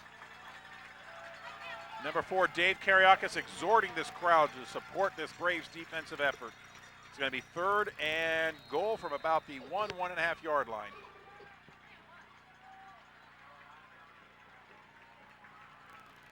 Here we go, folks. This is the proverbial and literal ball game. Pike under center.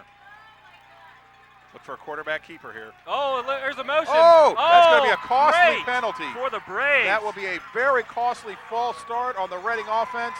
5 huge yards that will drive them back to the 6. It's going to be 3rd and goal from the 6. What a terrible mistake to make at a very inopportune moment. Yeah, you're going to see Pike throw the ball in this one, I believe. If not this down, the next down he's going to have to. Well, of course, this is 4 down territory, so Reading still has 2 shots at this. The Braves have 2 shots to keep them out of the end zone, 6 yards away from sending this to a second overtime. Pike brings the troops back to the line. What a game.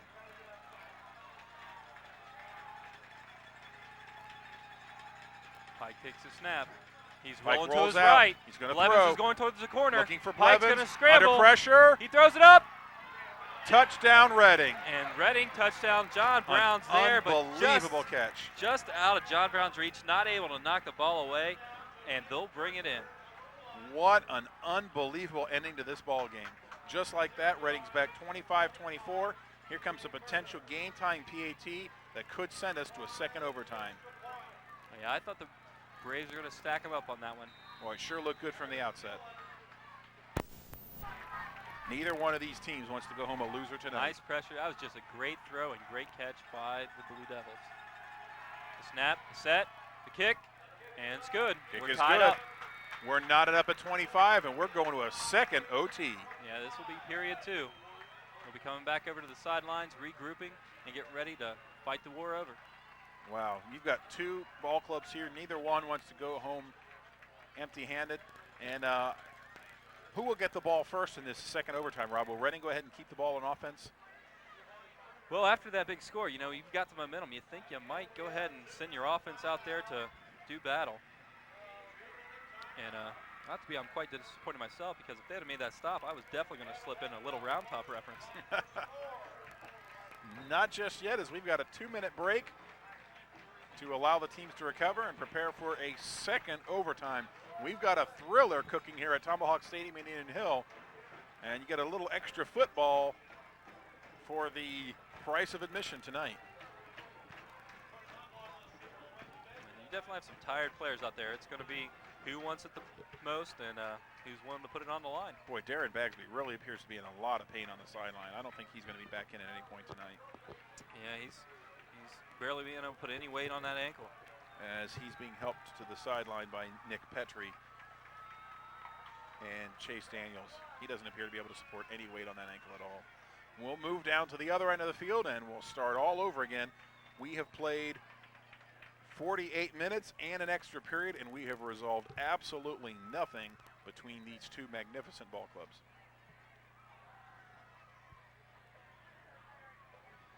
Number 29, Jeff Wiseman, he's over on the sideline. He's taking his opportunity to get a few extra snaps in to make sure anything he sends back there is perfect. Well, even these Braves fans just are exhausted. You can see that they have expended every bit of energy they have to try and cheer their Braves on to victory. I don't think a soul has left this stadium just yet. The fans are still here. The stadium is still packed. Yeah, this is the kind of game you got to hope for on a homecoming. You know, you've got a great turnout. You give them a great product, and people are, you know, excited to be here.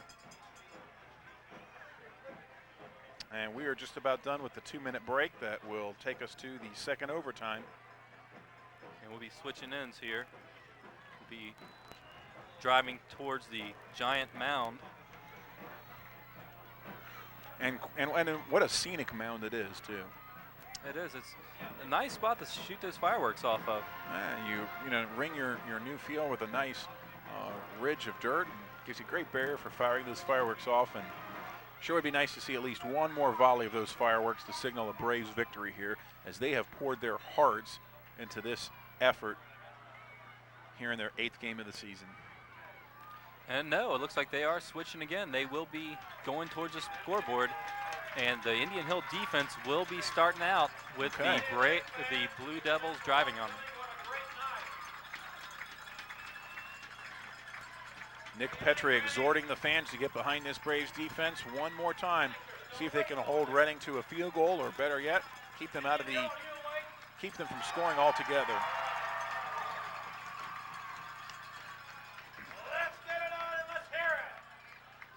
All right, the Braves have broken the huddle. They're ready to play a little defense, and Pike has his offense ready to go. Blevins is that inside receiver, and, you know, if they're not handing the ball off, I'm pretty confident it might go to Blevins. If I were a betting man, I would definitely put my money on Blevins touching the ball at some point here. He has been their bread and butter on offense tonight. 1st and 10 from the 20. We're knotted at 25 in double overtime. Fake handoff. Pike rolls out. Breaks contain. And Otto. There's a flag. Oh. Yeah. They're getting for the hand in the back on that one. And once again, Indian Hill commits a costly pass interference penalty. Sean Otto will be caught.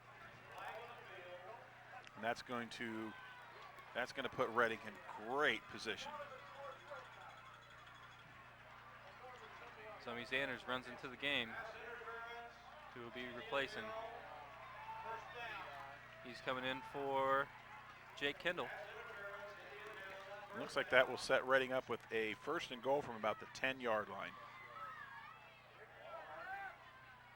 1st and goal from the 10. They'll have 4 downs to do something here. Boy, you hate to see the game decided on a penalty like that. Blue Devils step up to the line. All right, Pike in the shotgun. Keep an eye on Bird. Takes snap. They give to Dick up the middle, and he stopped. Dick seemed like he only managed about a yard, got to the original line of scrimmage, and maybe just passed. You had David Kariakis and Todd Topics on that stop. Now, in 2 overtime possessions so far, we've yet to see Reading go to Blevins. I must say I'm really surprised. Well, on that last touchdown, actually, their intended receiver was Blevins, but he was blanketed. Pike rolled back to the other side, and he was able to find number 1 for the touchdown. 2nd and goal from the 10. 25-25 is our score. We are in the 2nd overtime period. Reading has the ball. Snap. He drops. He's looking for his man. He throws the ball, and it's caught. And that will be a Reading touchdown. Number 27. Very John nearly Barber. Intercepted, then caught. Number 27, John Barber, takes it in. And we appear to have an Indian Hill injury. Number 20, John Brown, very slow to get up after that play. Reading takes a 31-25 lead, the all-important PAT to follow. And you're right when you say it's important. This is critical for the Blue Devils. Well, you could just feel the deflation here at Tomahawk Stadium with that touchdown by Reading. They have scored 2 touchdowns in the 2 overtime periods so far. Okay, as they set up.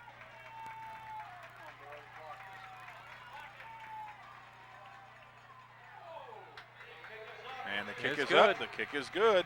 Reading reclaims a 7-point lead. And we've got a little role reversal here now. Now Indian Hill faces the onus of having to get the ball in, get the touchdown and the extra point. Indian Hill can only hope to send this to a 3rd overtime period. Boy, and no one has left yet. The fans are really rallying behind this Indian Hill team. They have played their guts out.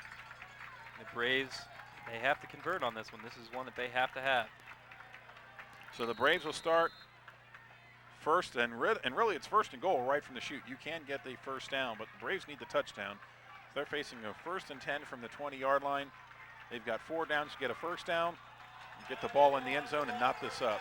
Best the Braves can hope for here is to send this to a 3rd overtime. I don't know if these fans have anything left in the tank. Cole Kuzno steps under center. He's got David Kariakis deep. Takes the snap. He hands it off. Bobby Schmidt for 6, 7, 8 tough yards. Schmidt close to a 1st down. He is not done yet. He's still got something left in the tank, it looks. He's ready to go. Bobby Schmidt is going to set the Braves up with a 2nd and 2 from the 12-yard line. 2nd and short. Braves want to make that 1st down. That'll give them 4 more downs to work with. They've got to punch the ball in here. Zombie Sanders comes into the game. He gives the play to Cole Kuzno. We'll see who comes under center. See if the Braves don't go play action here and perhaps try a little trickeration and still have 2 more plays left to pick up those two yards for the 1st down. A little offset eye. In the hand of Bobby Schmidt. Bobby Schmidt's got the first down and more. We got to be careful not to turn the ball over here. A turnover here, and the game is over. Bobby Schmidt has the Braves in scoring position. It's going to be first and goal on the 6-yard line. Just when you thought you'd seen it all, they're going to come out for more. There's a timeout by Reading. They want to talk this one over as their coach sprints out into the field. Well, I tell you, he's gotten his running in tonight. He is fired up. Braves are 6 yards away, 18 feet away from putting this to a third overtime. Do they have 18 feet of offense left in those tired legs? We'll find out at the end of this timeout taken by the Reading Blue Devils. Yeah, he came storming on the field. He was wanting to fire his defense up for a stop here. The band is still here, the fans are still here, we're still here, and the Braves offense is still here. They've got 4 plays to go 6 yards, and we're going to give you as much football for the price of admission as we can get you here tonight.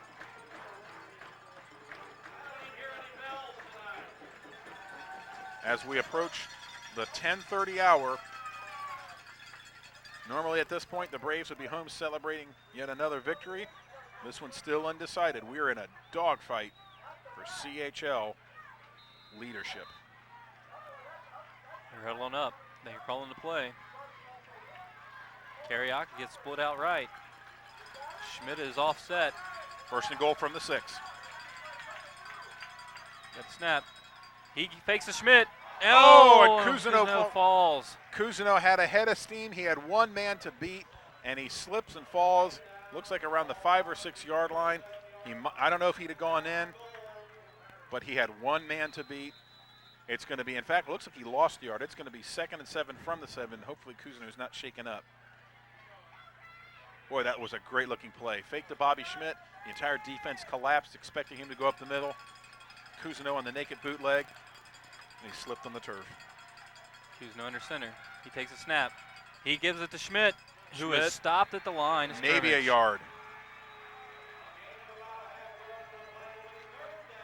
We got 3rd and goal.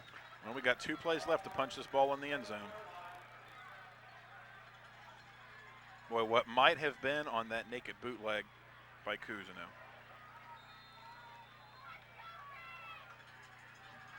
Braves are huddling up. He's calling the play. The Devils are ready. They're trying to fire their crowd up. Braves offense comes to the line. Tomahawk Stadium comes to life. Cousineau's under center. Bobby Schmidt, the lone back. There's motion.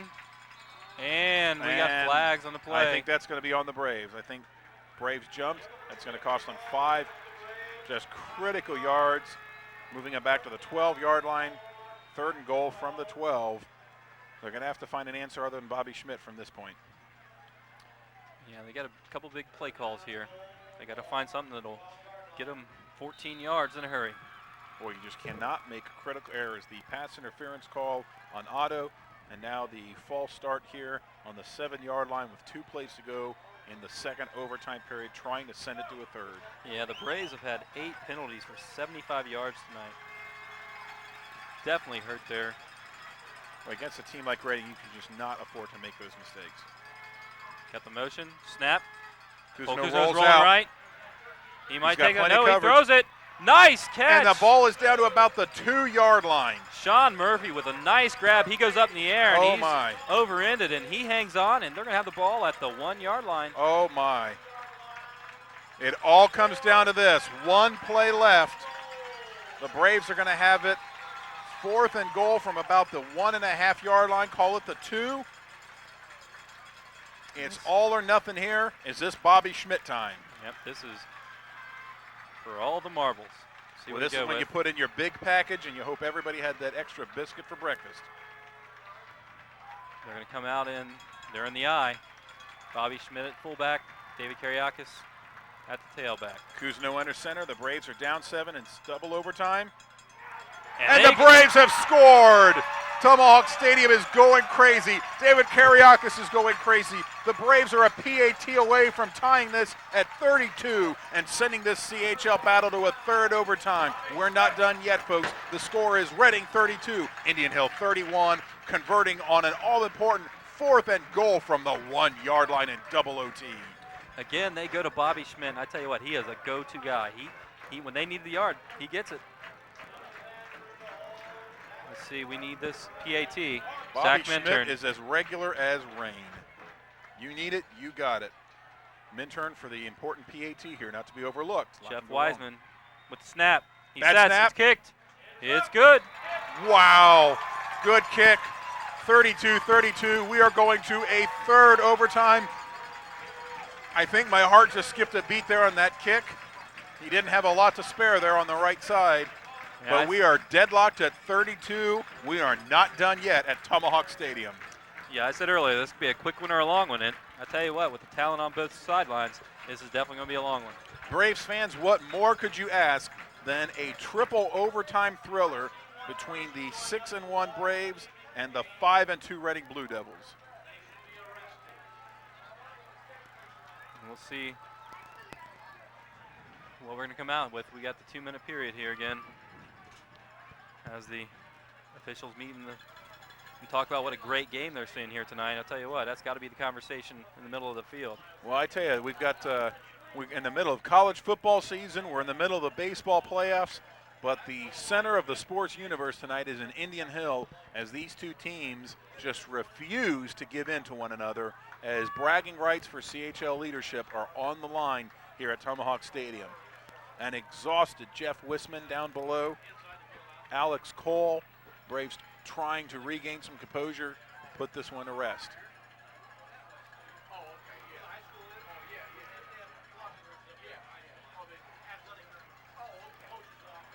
So, Rob, what's the rule in high school athletics on football? Do we keep playing these overtimes until we're done?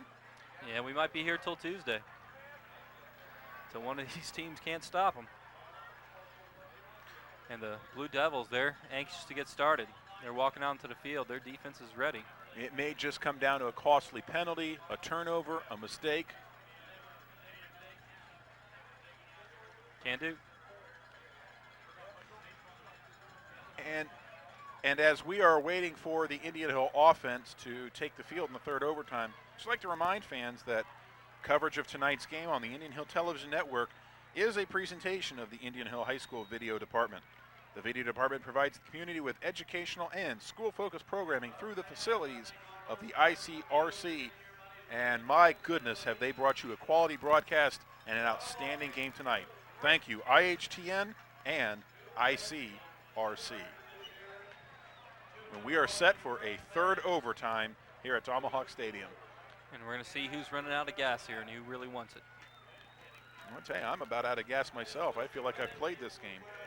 The emotional roller coaster that has been this game tonight has left us absolutely exhausted. Tell you what, we're going to have some tired football players come tomorrow morning because they have played their hearts out tonight.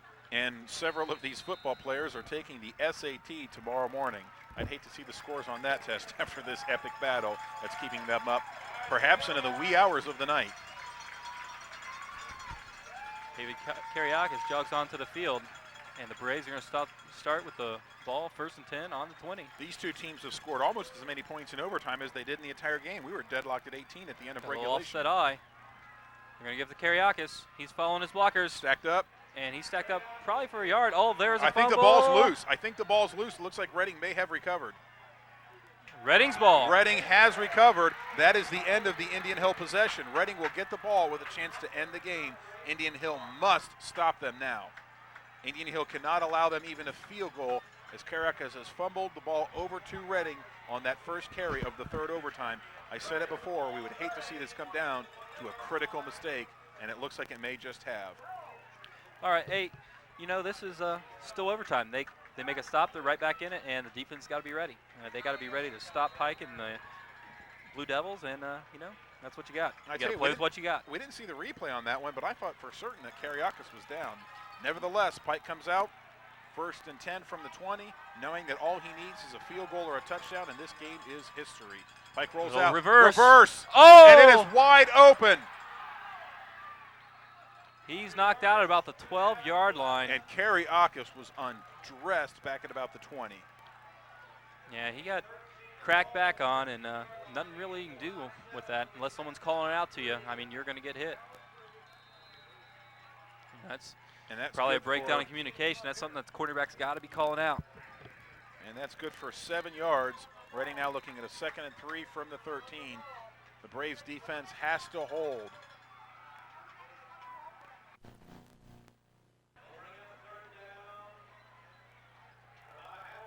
And at this point, we'd like to apologize to our fans watching this game, as we have gone so long that we've had to switch tapes here. So we pardon for any interruption that our switching may have caused. We're back live now in the third overtime. Reading with a 3rd and 1 from the 11. They got Blevins split out by himself. He's one-on-one. They give it to Dick. That's a first down. And he stopped. I don't know if he has it. It's going to be close. It's going to be depending on the spot. It looks short from up here. Brandon Molden was like a brick wall on that one. He was not going to let him go through. They may have to bring out the change. This is going to be interesting. And they call it a first down. Wow. Without even a measurement. Without even a measurement. And I thought for sure Molden might have had him stopped on that one. It is 1st and goal from about the 10. Boy, the Braves just can't bend at all here. It looks like you got something going on that right side right there. They're going to be doing some crossing. You might look at it in the corner here. Blevins takes it. He's rolling. Pike rolls out, pressured. He's got pressure. He's got time. Schmidt can't get to him, and he's driven out of bounds. It looks like the 4-yard line. Just out of the outstretched arms of Schmidt. Boy, I tell you, the overtime periods have really taken a toll on Bobby Schmidt. He's been asked to do so much in this game. Thought he had Pike. Pike just eluded him. Of course, Pike not having to play both sides of the ball. Pike has fresher legs, and he's down to about the 5-yard line, where it'll be 2nd and goal from the 5. Reading looking to punch it in for a game-winning score in the 3rd overtime period. They break the huddle. You can hear a pin drop here in Tomahawk Stadium. You have got Blevins to the left. He's their go-to guy. They hand it off to Dick. Hand off to Up Dick. the He's middle. At the 5. He's still going. Inside the 5. Looks like he's going to get down to about the 2-yard line. Short of the goal. 2 plays left. Braves need to hold him here on 3rd down and hope for something freaky on an attempted field goal.